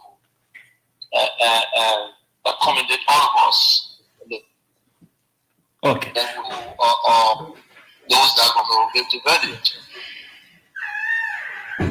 Okay. Go ahead. Good evening, Mr. President. My name is Corey Skanga, and I come from Truth FM this evening. Just one quick concern.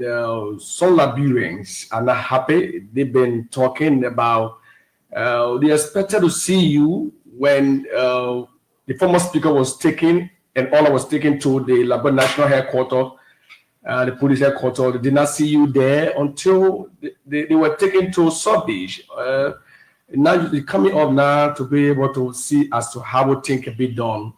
They were not happy about the way you were slow to come in, Mr. President. How can you speak to the mass of those Liberians? Well, who are those people you're talking about that was not happy?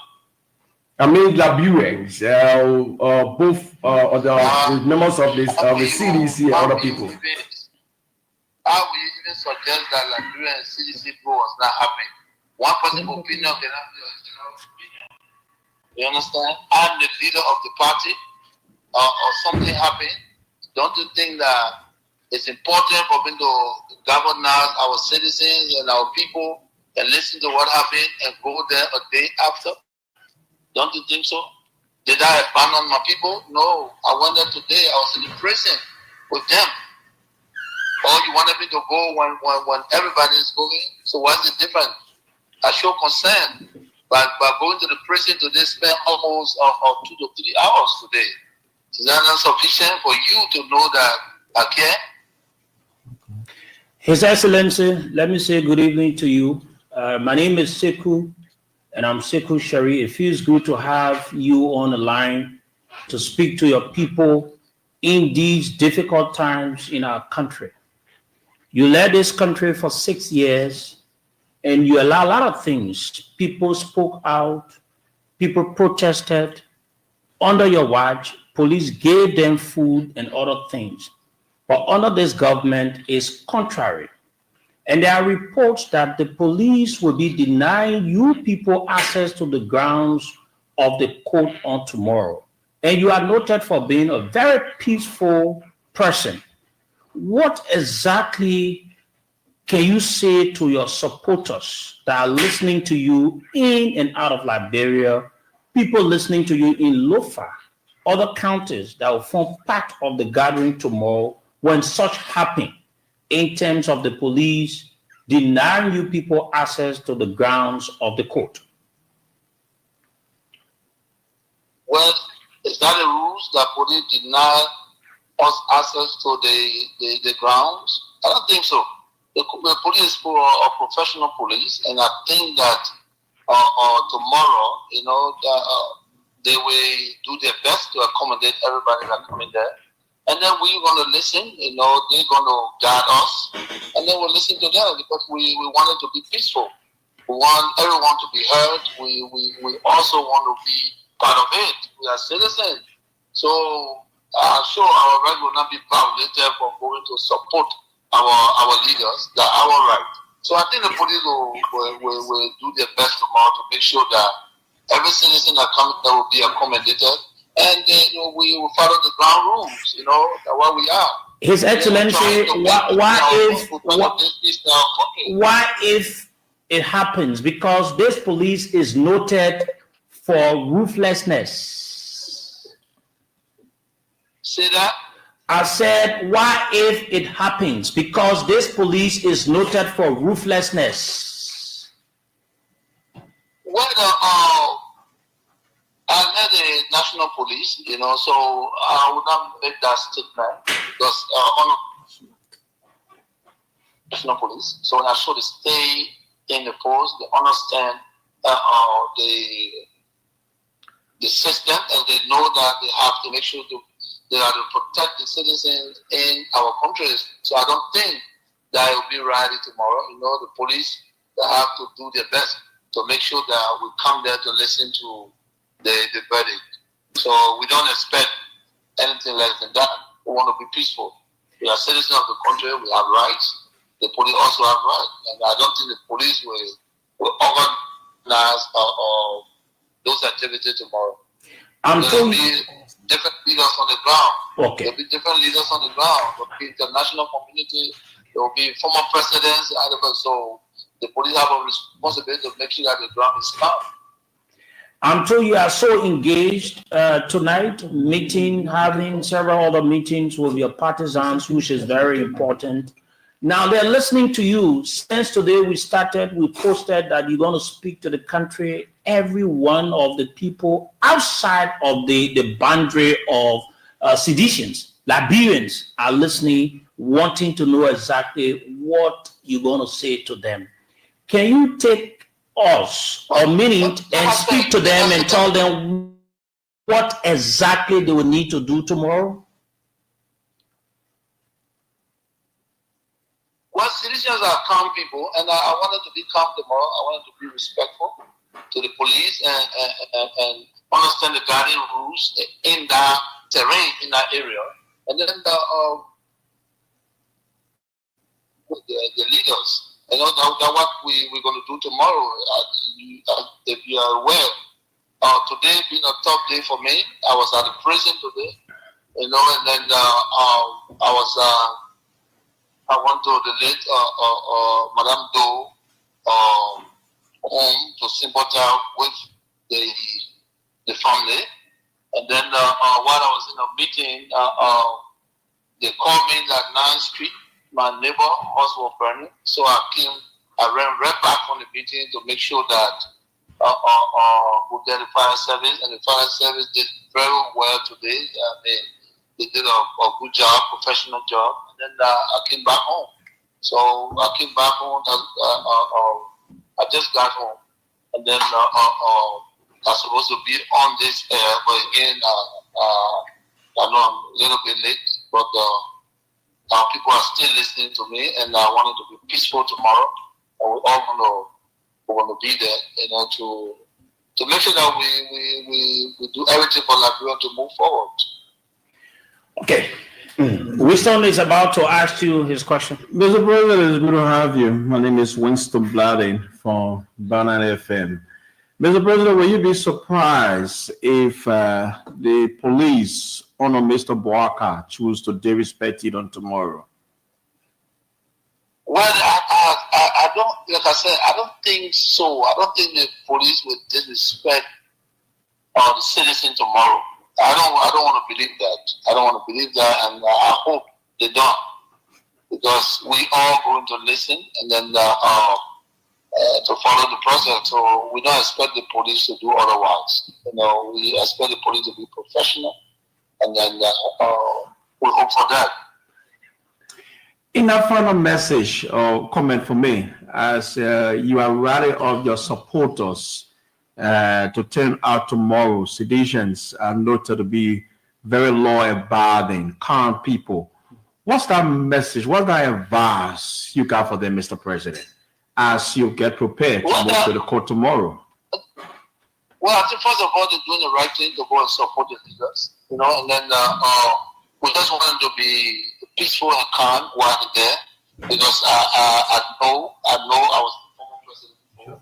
I know that there will be rules and regulation on the ground. Police will or demarcate certain places where who pass where and who go to bed, and then we have to respect the ground rules and then continue to observe what is going on. So, that our supporters will listen to the police ground rules and cooperate while we there to pick up our people. Okay, thank you. And finally, before we take leave of you, because we know you're having a couple of meetings and are finalizing things, we have spoken with leaders, and recently we saw a picture on Facebook, and I see you and people whom at one point in time when you were president, you were political rivals. I'm talking about in reference to Alexander Bility Cummings. I saw the picture. You can't tell that rem people what the pictures mean at this time, reuniting, and on this front, what was it? Well, first of all, AB, is that AB, right? Yeah. Well, AB, like I said, politics, you never know. So that's why I keep my friendship, and forget about politics. I've known Cummings over the years. Cummings was running to be president, I was running to be president, but we are not enemies. We are all Liberians. He has the right, I have my right. When at a period, we be confronted, I visited him, we joined, I visited him, I ate to his house, I drank, and then after these elections, Cummings, I called him, hey, good. I had to catch up, and he was so excited, and then I went to her house, said I'm close to him on that street. I came home, and he came to my house, and it was a great pleasure to see Cummings at our house, because I went to his place first. So we came, we were other friends, and I talking and not politics. We did not say anything about politics. We did not. Okay. Thank you. Mm-hmm. Thank you so much, Mr. President. Thank you. Not at all. We talk about life, that's everything. I think we will go. That's what I was saying. And we need to be. Okay. We need to be friends. No need to create a game. Game is not, and then we're gonna play a game. So when we come together, we are friends. We will have an opportunity to lead each other. We still have to be friends. We're not enemies, but we are just rivals. That's all. That's all. But I respect Mr. Cummings, and I'm happy that he came to my house. I appreciate it. I know Cummings hearing me. Yeah, because you are here too. Thank you. He's a best guy. Cummings is a best guy to handle with. All right, thank you, Mr. President. Thank you. God bless you. God bless Liberia. Amen. We just hope that tomorrow we'll be able to understand how we need to live together in peace, and continue to strive for a better Liberia. Okay. Thank you. Thank you. What did you think? I think Cummings is a guy to hang out with. This is the only person that blessed us to know. That's all of you. What more can you ask for? God bless him. Who's good for course? Cummings is a nice guy. So everyone who like to hang out, who don't hang out with. So you see, if people know each other, One good thing I noticed, the president was very clear. I will be there tomorrow. I encourage all my supporters tomorrow to be there. Mm-hmm. With a caveat, respect the police as they respect others. Well, he said something was very good. You asking something. You try to push around this issue with the police. Yeah, the police. They try pushing you. Stay. The former president said, "My citizens are respectful people. and we expect the police to be professional. Yeah. There is a way you say, "I'm giving you water," and there is a way you say, "I'm wasting the water." Exactly. I ain't going to say more. Okay, let's go to the lines now. For those of you listening to us, we've played our part a bit. It is time to hear you speak. You've listened to your leaders. Exactly. The political people will say they've given you people mandate. You need to follow the mandate. Okay, so we're going to be announcing numbers for all the counties. Those of you in Monrovia, some of my colleagues will use their numbers. And let me just say this.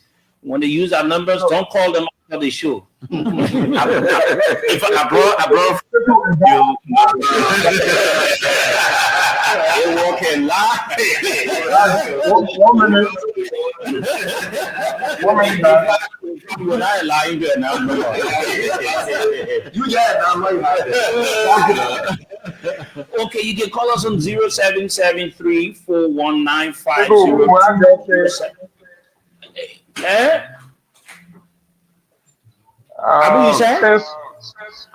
Yeah, I was saying, since you guys did not monitor to allow me an opportunity, I just want to make my reaction to the former president. I believe he spoke very well to all of the questions and inquiries. I think the former vice president similarly did. What it all points to is that we are in a very troubling moment. If you see more than 5 political leaders in the country signaling a concern, that means there is a problem with governance and leadership in Liberia. And this is the emergency that all of us will have to go with, right? To have all of them united in one accord and pointing to a situation that has drawn their attention in spite of their basic schedule, and they are all committing themselves to being at the grounds of the court tomorrow, is a signal that indeed there is a problem in our country. But unfortunately, the leaders we have today, right, are so very much intolerant, careless about opposing views, and so they always see these conversations and narrative from a partisan perspective, which is troubling and which is very dangerous to all of us safety. If the government that must have an ear for every Liberian citizen considers non-partisan view, people who are not members of the government or members of the Unity Party Alliance, as views that must not be considered or mainstream into national leadership decision making, this is troubling. Okay. So I think the most outstanding message among all of the conversation is the need to be peaceful. So if there is any situation of violence tomorrow, the world knows that it will be perpetrated by the regime or the government. So the onus is on the Liberian National Police and, of course, the government of Liberia, particularly Mr. Joseph Newman Boaka Sr., to guard and protect the peace of this country. If anything happens here, we hold him responsible, wholly and solely. Thank you. Thank you very much. Let's go to the lines now. You can call us. For those of you in the counties, you're listening to us in Lo-Fi, other counties across Liberia. Call us on 0773 419 502, 0773 419 502, or 0555 184-711, 0555-184-711. For those of you in Monrovia and its environs, you can call us on 0773 978 564, 0773 978 564. Better stay 0880 907 907, 0880 907 907. For those of you out of the country and you want to form part of the conversation, the WhatsApp line is +231 770 942048, +231 770 942048. That's the WhatsApp line for those of you out of the country. We're going to start with those of the people in the counties and start to take calls. A minute ago. Yes, we will. Good evening. Yeah, good evening. Good evening. Go ahead. Thank you. David Jara calling from the Mauritius Foundation, number 3 in Mosavado County. Go ahead. We said a line for the. Okay, go ahead. Yeah, so listening carefully to our various opposition leaders, urging Liberians, specifically the partisans, to be peaceful. I think that's a powerful message right there. I think we all should allow the law take its course. Tomorrow we will be peaceful. We'll gather peacefully and observe the legal aspect of the entire case. I also want to use this medium to also conscientize all citizens, all opposition will be gathering one of tomorrow to be peaceful, as the former president said. Let us be peaceful while it's true that we are in solidarity with our leaders. But it's also brilliant for us to also protect the peace of this country. Thank you. Okay, thank you. Let's take this person. Good evening. Yeah, good evening. Yes, Thank you sir. for the program. In detail, we're calling from District 17, where I greatly appreciate the leaders that spoke. Every one of them said things very good and well. And I believe the government will respect the leaders. Remember, they were once opposition too, and they were respected. And so I believe they will respect, most especially the former president, the former vice president, and all the other people that are speaking on behalf of the country. They should not take it personal. They should realize that this is about Liberia, and we want you to go straight and far. So let the police understand that they are Liberians too. They should not believe that because they have gun in their hands, so they will go to shoot at their own citizens. They believe that they will be carrying this country to the dark day. Thank you. Thank you very much. Let's take this person. Good evening. Good evening, Sheku. How are you? Yes, sir. Go ahead. Yeah, this is brother Cummings. I'm coming from Johnsonville. Go ahead. Yeah, I want who spoke to me. They spoke very well, and a voice told our voices. So encourage all well, meaning Liberians who want to go out there and to speak on behalf of their political leaders who are in prison. We just want to encourage, go by the rules, how the former president rightly put it. Let us be safer. So the citizens will be going out there, and also to the police. Police, those people that come in tomorrow, they are your citizens. Please, the maximum security for them, and let it go. Please, don't intimidate them, and then they will not intimidate you. God bless Mama Labra, and God bless us. Okay, thank you. Good evening. Hello. Good evening. Yeah, good evening, CEO Segu Shari. Good evening, sir. Please go ahead. Yeah, Segu, there's the father of Sabu Rasta. I'm phoning in from Point 4 to be a Sagu the hour Segu in Zimbabwe. You know, Segu, let me appreciate you for your fascinating topic this hour on a discussion. But Segu, let me also say kudos to His Excellency President George Weah. You know, Segu will take the advice with the support of President Weah that tomorrow Segu will be peaceful and will be there in solidarity of our leader. But let me say kudos to Cummings, who said that we don't vote Segu, we voted for experience, and we are Liberian people. God said that if you ask, He will give it to you. What you seek for, God will grant it. So we voted for experience. So that is the kind of experience that we see. So we should accept it. But maybe Segu turn to the now to vote this government out. Thank you for putting me the time. Okay, thank you very much. Thank you. Let's take this. Okay, let's take this call. Then we'll go to international callers. Good evening. How are you? Yes, please go ahead. Yeah, my name is Samson Boso Williams, and I join from Swedish City, Grange County. Thank you. Let's hear you. Thank you very much. I listen to all of our political leaders, more especially the former President George Weah. And I can guarantee you for the fact that our leaders have come up now to speak in volume, and you know, we ourselves are going to follow suit in solidarity in Grange. Oh, y'all do your own Grange then?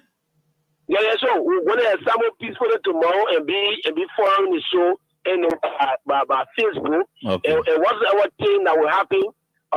2 Greek will come on tomorrow, carrying Grange to suffer. Thank you so much for having me. No, don't threaten me.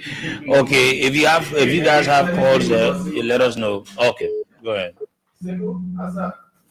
Yeah, how are you, Ebi? Yeah, great. And thanks for joining us. And we're here tonight. Let's hear from you briefly. Thank you, Ebi, and thanks to my namesake and to the crew in studio for everything you guys continue to do for the good of the country. And this is something that is deeply appreciated by us, the citizens.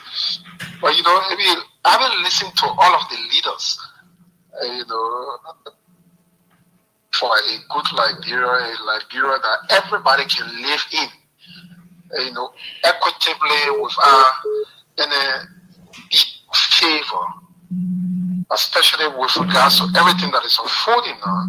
It is something that's Liberians, conscious-minded Liberians, need to listen to, because everybody been saying why Alexander Cummings is not saying anything, why former President Weah is not saying anything, why Howard Taylor, the former vice president, is not saying anything, why, I mean, political leaders and state actors are not saying anything. None have listened. They are not giving you a marching order. What is that marching order? Tomorrow, we got a conversion. Look, we are going to the court tomorrow, not in the faction or the way Mr. Boakai took his marshal, where they were asking a certain president. Not that kind of fashion we're going to the court with. We are going to the court tomorrow to show a solidarity. Mr. Boakai and his team clear-cut violations of the law of the country, and this must come to an end. Okay. Because like President Weah said, this was calculated. You took people, we are speaking to him as a victim of everything that has happened. You took people to the police station, state actors, the former speaker of the Republic of Liberia, somebody who you sponsor a coup d'etat on.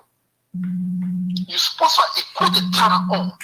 You're talking to a police station. Okay. So yeah. So thank you very much, Doma. Thank you very much, Doma. Another call here. Good evening. If we're going to use our priority, thank you. Yeah, good evening. Let's hear you. You're joining us from where? I'm joining from the United States of America, and I want to acknowledge the fact that the leader of the Congress for Democratic Change spoke very well, calling on his people to assemble peacefully, because that's all we require.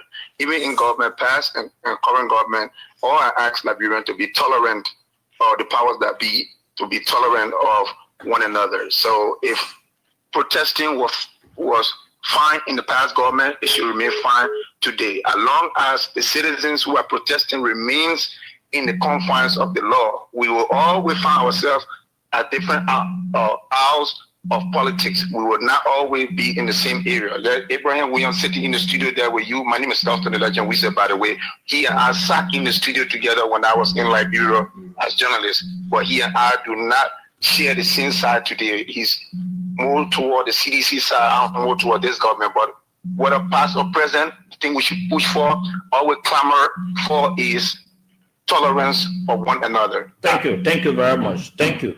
Let's take, the people are not giving people a chance to even call from the countries. Hello. Yeah, good evening. So I'm going to announce a particular number just for the county. Mohammed Getawe. Yeah, Getawe. Commend all the journalists around the microphone. And today, let me commend all the protocol leaders that spoke on the microphone this evening, Brasico. I want to commend you for your concern. The people, the way in which the government, do it in the country. Okay, let me hold you there. Honorable Yeke Koluba is calling me, and I know he wants to. Okay, let me take Honorable Yeke Yabawolo Koluba. The man that comes from Lofa County. Lofa brother is the president of the country. Honorable Koluba, thank you for joining us tonight. Sekou, let me say good evening to all of you on the show. I see my brother AB and all of you on the show. Let me appreciate you people. Look, the time first of all, let's know for where are you? Where is the general? Waiting for have come. Where is the general? All our political leaders. Where are you? Where I get all our political leaders.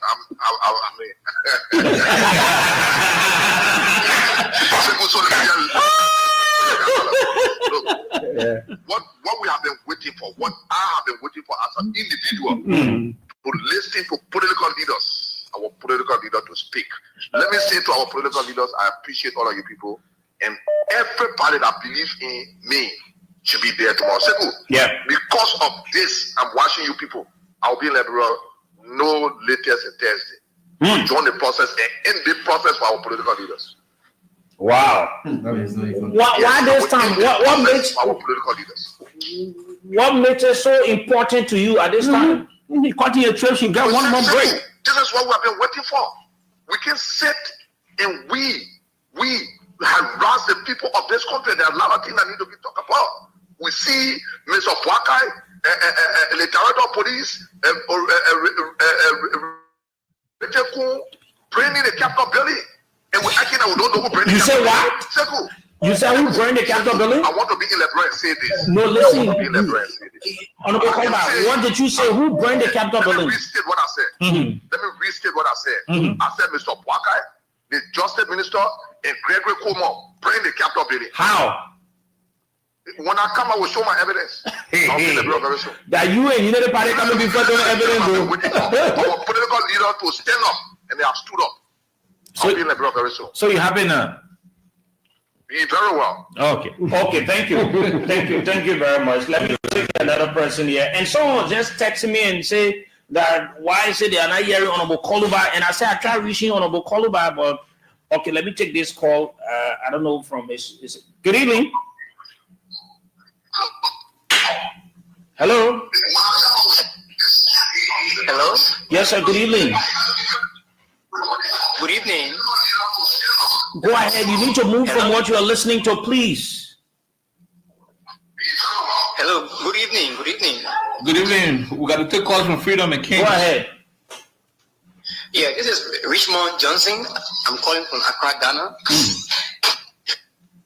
Okay, firstly, let me say kudos to you guys there in the studio. And I like the way you guys posed the question to Mr. President Weah.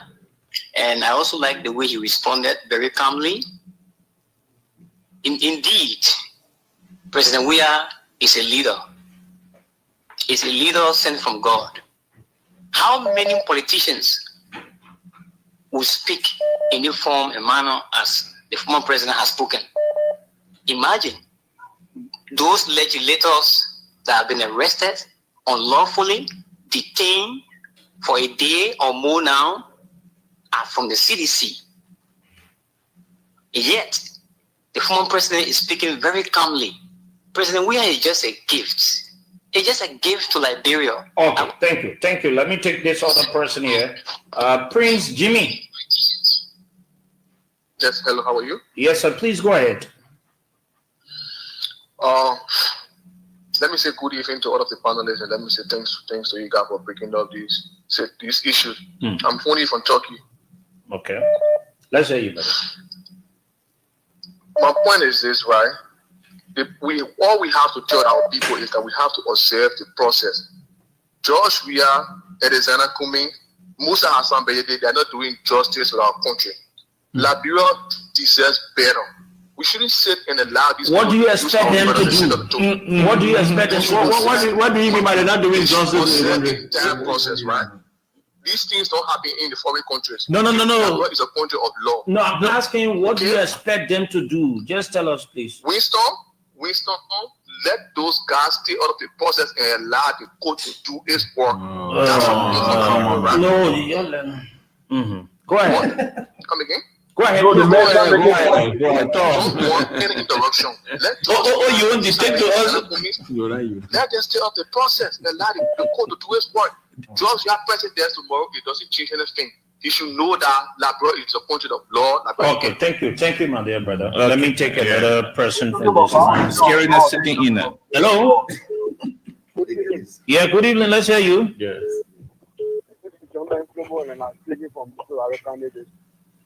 Go ahead, Chief. Go ahead.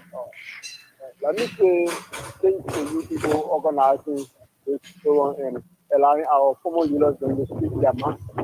You know, for all we are the citizens of this country, our prayer is always call for peace.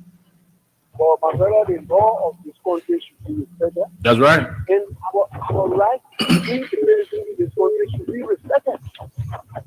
You know, all this I can tell anyone is if you and I forget about policy in this country, I think we are going to make the country the local. Okay. Okay. Thank you. Thank you very much. And let me just say this: all of what we're doing here, it is through the kind courtesy and efforts of the Secretary General of the Congress of Democratic Change, Jefferson Tamakoju. The men pay for the airtime, so you got to thank you for it. The men pay for the airtime. I want to thank you. I'm paying business. We need to acknowledge what exactly he has done. Good evening. Good evening. Sekou. Let me say good evening to AB and our colleagues. I'm CRC Madam Superintendent of the Interlegislative System number 14. Let me quickly appreciate my president, His Excellency Dr. George Weah, and all the political leaders who made, stunning analysis of what is going in the country. ABA CEO Sekou is going to be present tomorrow at the court.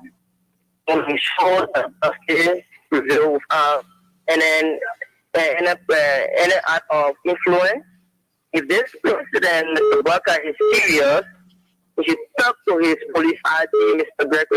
Gregory Kumo, who is constantly on TikTok, making TikTok, that the position the coroner holds, he has to respect the Liberian people, he has to protect us tomorrow, and not only tomorrow, even June 17th, as we come out to exercise our franchise in solidarity with Finn, we want to call on Gregory Kumo to respect the Liberian people, because Mr. Baka, I listened the last time he won in Liberia while he was in custody of the court and transferred into the junta government in the.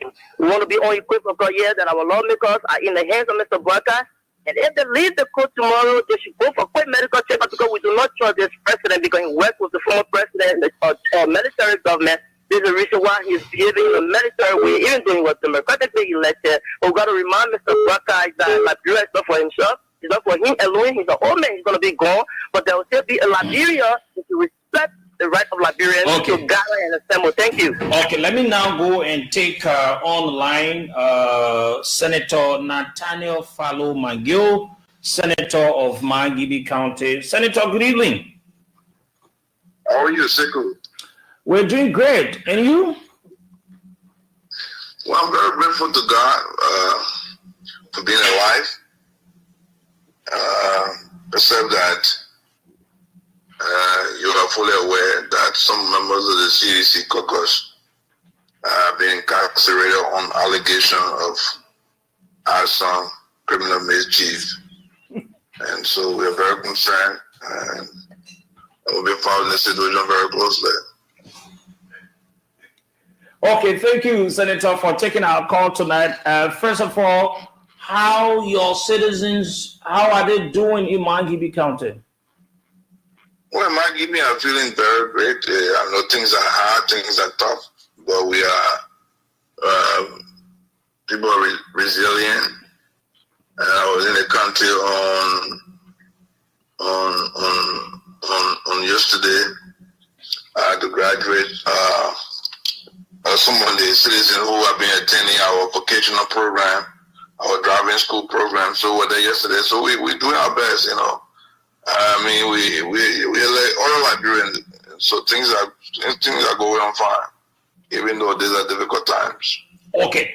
Now, seeing what's going on in the country, we've spoken to all of the political leaders, and you come from the CDC, but you are the head of the CDC Legislative Caucus. What have you to say? Are you going to be part of political leaders tomorrow on the grounds of the court?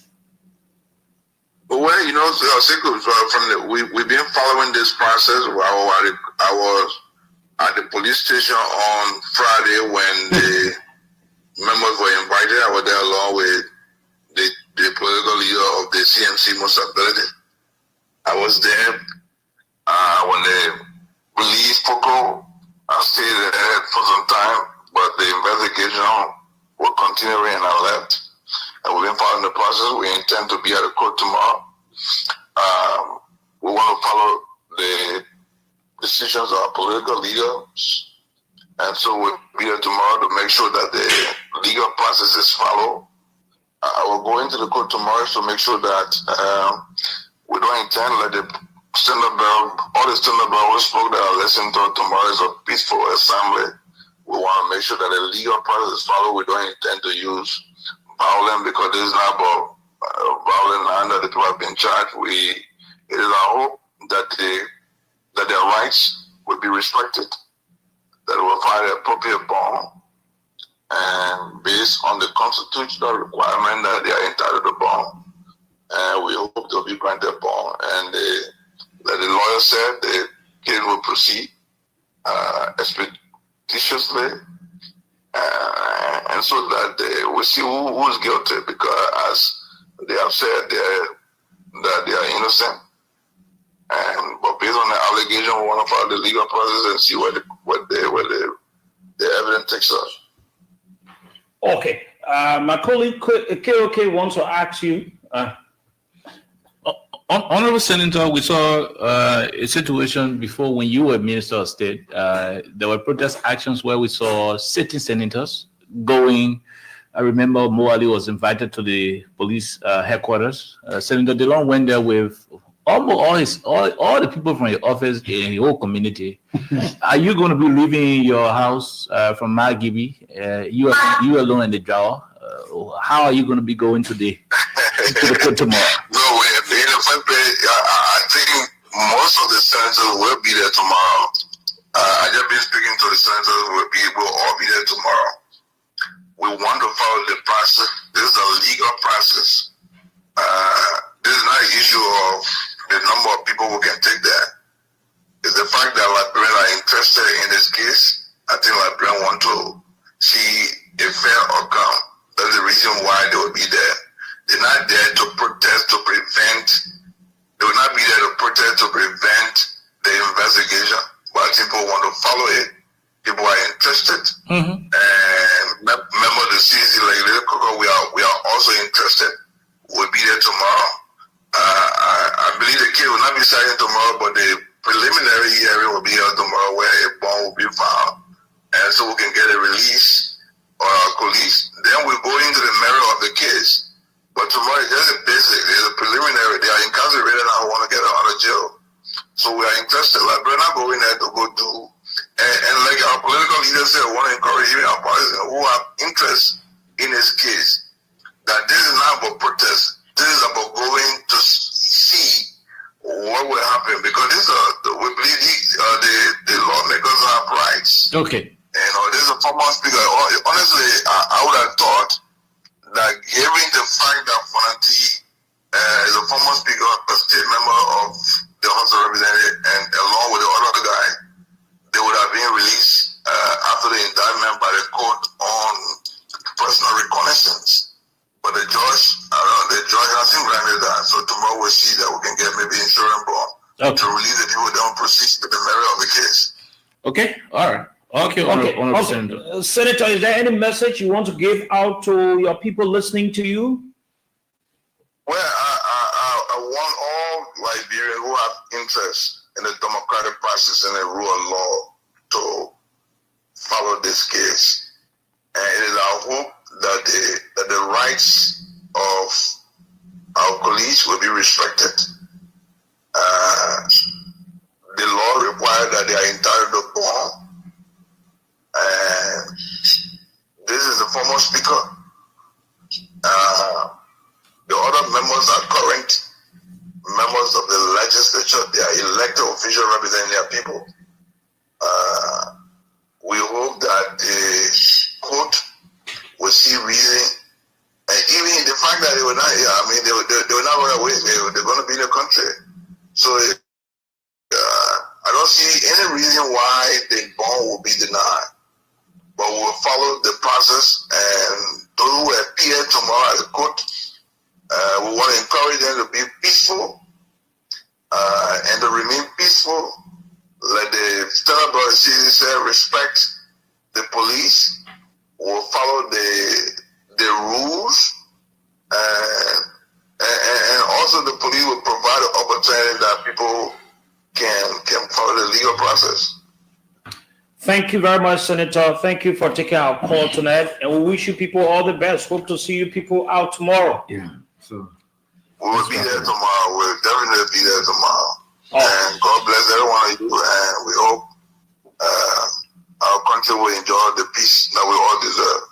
Thank you very much, Senator Nathaniel Fallow Mangio, Senator of Mangibi County. We go to the lines. AB, you want to say something? We're on this. Don't bother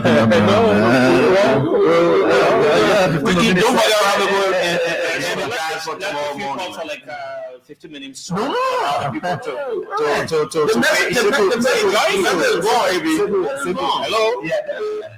Hello.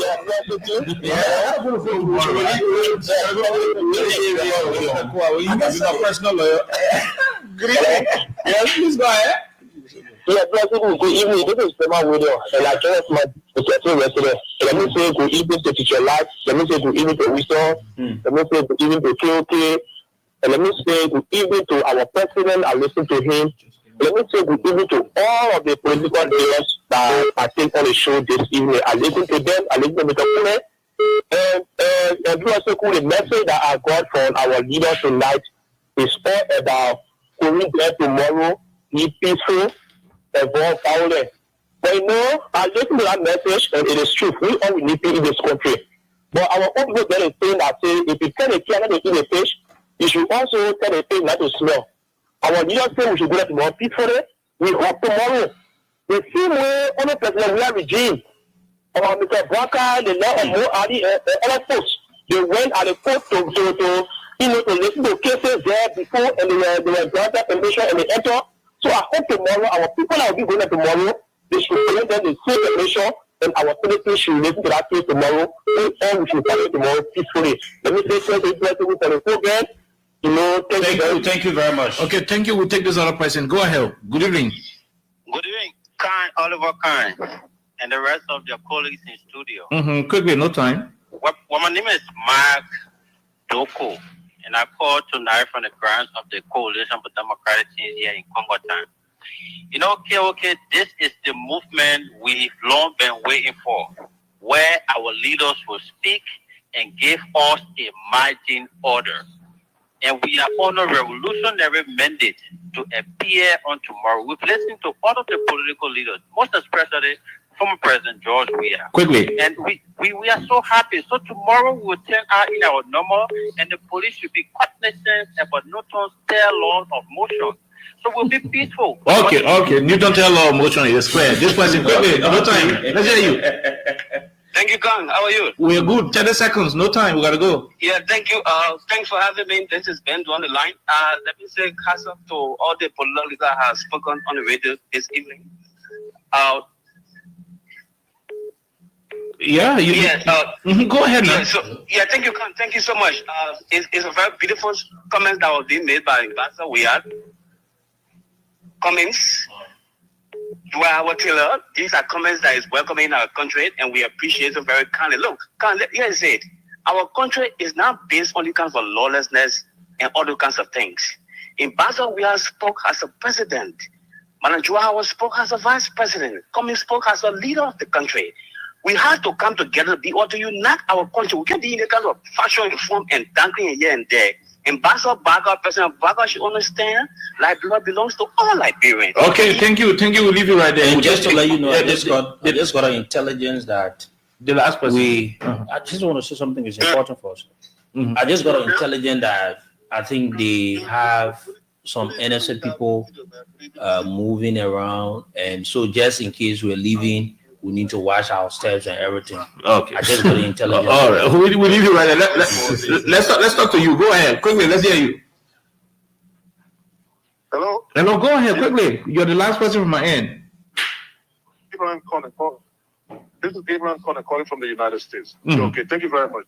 Listen, man. Great show, guys, and safe to all of you guys in the studio. But, you know, I mean, the leaders spoke well. They are hiding when it comes to those kind of leaderships. But one thing that you guys forgot to flag on is the issue about the treatment that was made out against the chairman of the CDC yesterday, despite the fact he was exhibiting high degree of civility, but he was exercising his right as a citizen, and he was abused by the police. Okay.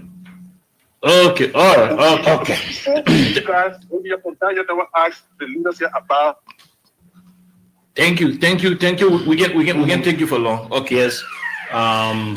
Okay, let's take this person here. We'll take 5 calls now. Call that day. Yeah. Council wants to go. Hello.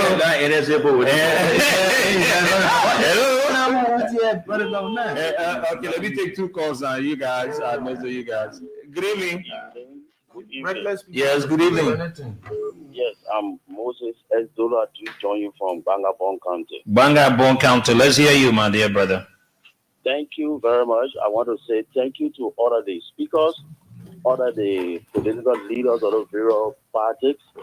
I think, from my point of view, Liberia is getting stronger democratically because when all of the people are coming together and fighting for one goal, and somebody that was a speaker, a former speaker, is arrested because of something that he alleged to do, then it means that it tells us that Liberia is getting stronger when it comes to democracy and the rule of law.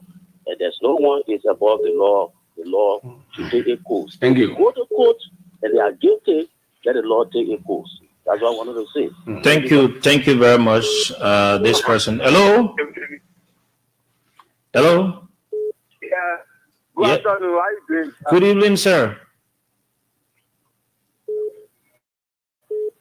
Okay, the last person here. You're not. Good evening.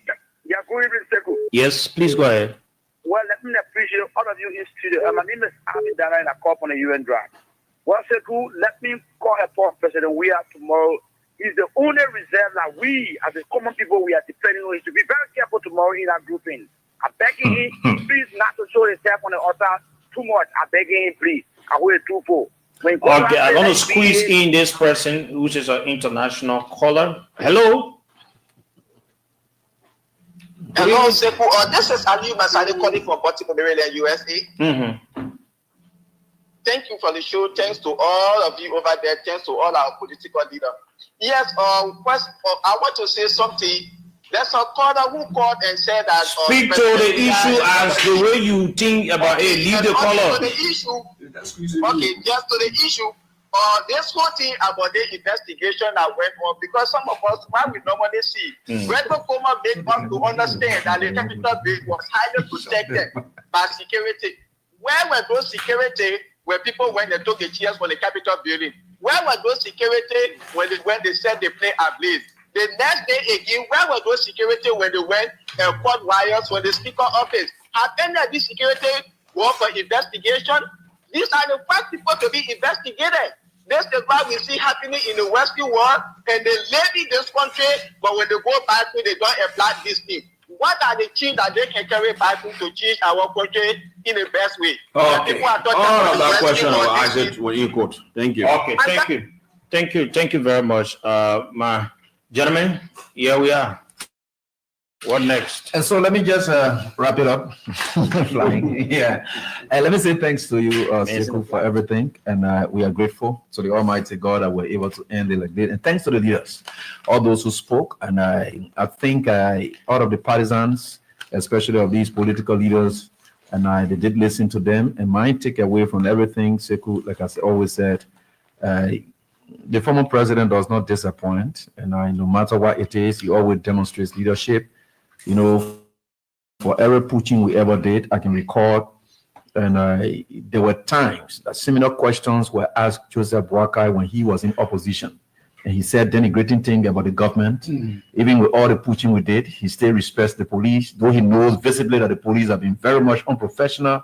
But addressing issues, you know, the followers listening to you, any denigrating statement you make, they have a kind of way to respond to it in a way that you don't control. But he was able to demonstrate that leadership, and with all the preaching we did, he still expects and respects the police, despite the police being, you know, disrespectful and dishonorable manner.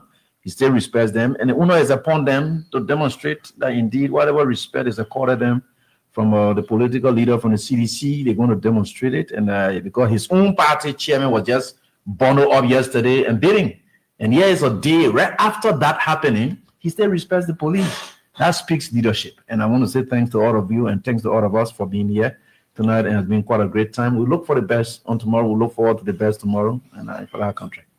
Okay. Yeah, Sekou, once again, thank you so much for making sure that we come here. And thanks to all of our leaders who spoke. I think at the end of the day, they all talk about peace, restore the peace, maintain the peace on tomorrow. They will be there, and I hope to follow all of the activities on tomorrow.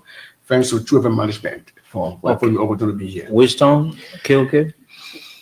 Okay, so I mean, it was a whole long time, and we're grateful that the opportunity was provided. The political leaders, all of them mentioned one thing: peace on the part of their supporters, at the same time cautioning the police to be respecters of the law and professional.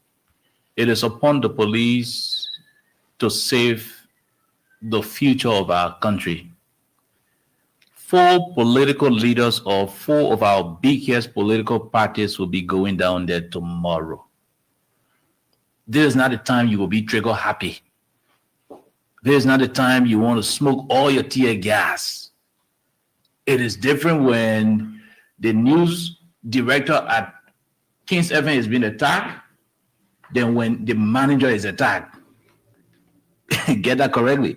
There's a difference when the goalkeeper is being slapped, and there's a difference when the captain is being punched. With this, we want to ask our Liberian people, to remain calm and let follow the process. But the police got all of the responsibility on tomorrow. Okay, Wisdom, before you come in, let's allow Abu, because he's online. You're right. The both of us can conclude. Abu, let's hear you, my brother. Thank you, guys. And I think this has been a very great exchange.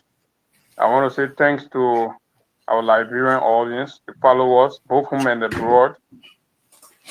And I think the takeaway from all of these conversations is the commitment to the rule of law from the different political leaders, and also their call for peace and the demonstration of their commitment to a peaceful assembly. Contrary to what has been portrayed out there. So what Liberians can go home with today is an understanding that if there is anything that may be violent tomorrow, that will be coming from the government and of course the police. Like others have said, when we saw the unprovoked attack and manhandling of the first major political opposition party chairman in Jangako, that was so disgraceful on the part of the Liberia National Police. That was a clear demonstration of partisanship. And yes, the commitment expressed by these political leaders is good. At least the war has it, the nation has it. Every Liberian knows that all of them are committed to what? Peace, and all they're doing is solidarity for the rule of law. So anything that goes out violent tomorrow, we blame Mr. Boakai and his police until this government can realize that at this point they are governing and leading for each and every Liberian, until they can begin to respect the views of other Liberians who they do not see as partisans, until they can be willing to dispense justice equally and fairly, then it's unfortunate. They're going to have these political challenges. They're going to have these confrontations, and people are going to keep expressing themselves because no one Liberian is better than the other Liberian. And these things are clear, and it must be communicated. And nobody breaks any law if you communicate that the government is acting, ultra violent. And this is clear. And so I want to thank you, Sekou. I hope the NSA folks will find other business to do and leave the premises of the Voice of Liberia, because the Liberian journalists have caused no harm. We've served the country. If they are looking for people who are feeling tension, they must go to closing argument. This is not where we are having civilized conversations about the way forward, and you want to bring gangsterism. Thank you so kindly. My name is Abu, and I'll see you tomorrow. Thank you very much, Wisdom. 2 things going to happen tomorrow. Whether the government will be remembered for 2 things: that they handle the situation very calm, that the police, once upon the town, that used to give people water, the protester water, or will be remembered for tear gassing Liberians on tomorrow. No matter what happened, let me join His Excellency President George Weah and other political leaders as it turned out tomorrow to be very peaceful. Let's keep the peace. the government will have to do everything to allow Liberians to exercise the constitutional right or be remembered for the bad thing on tomorrow. Thanks again to the management of Voice of Liberia and to my own boss, Mr. Abraham Soni, for giving us the opportunity for relaying this, and we look forward for a better Liberia. Thanks again, Hib. Thank you very much, Winston, and that is it.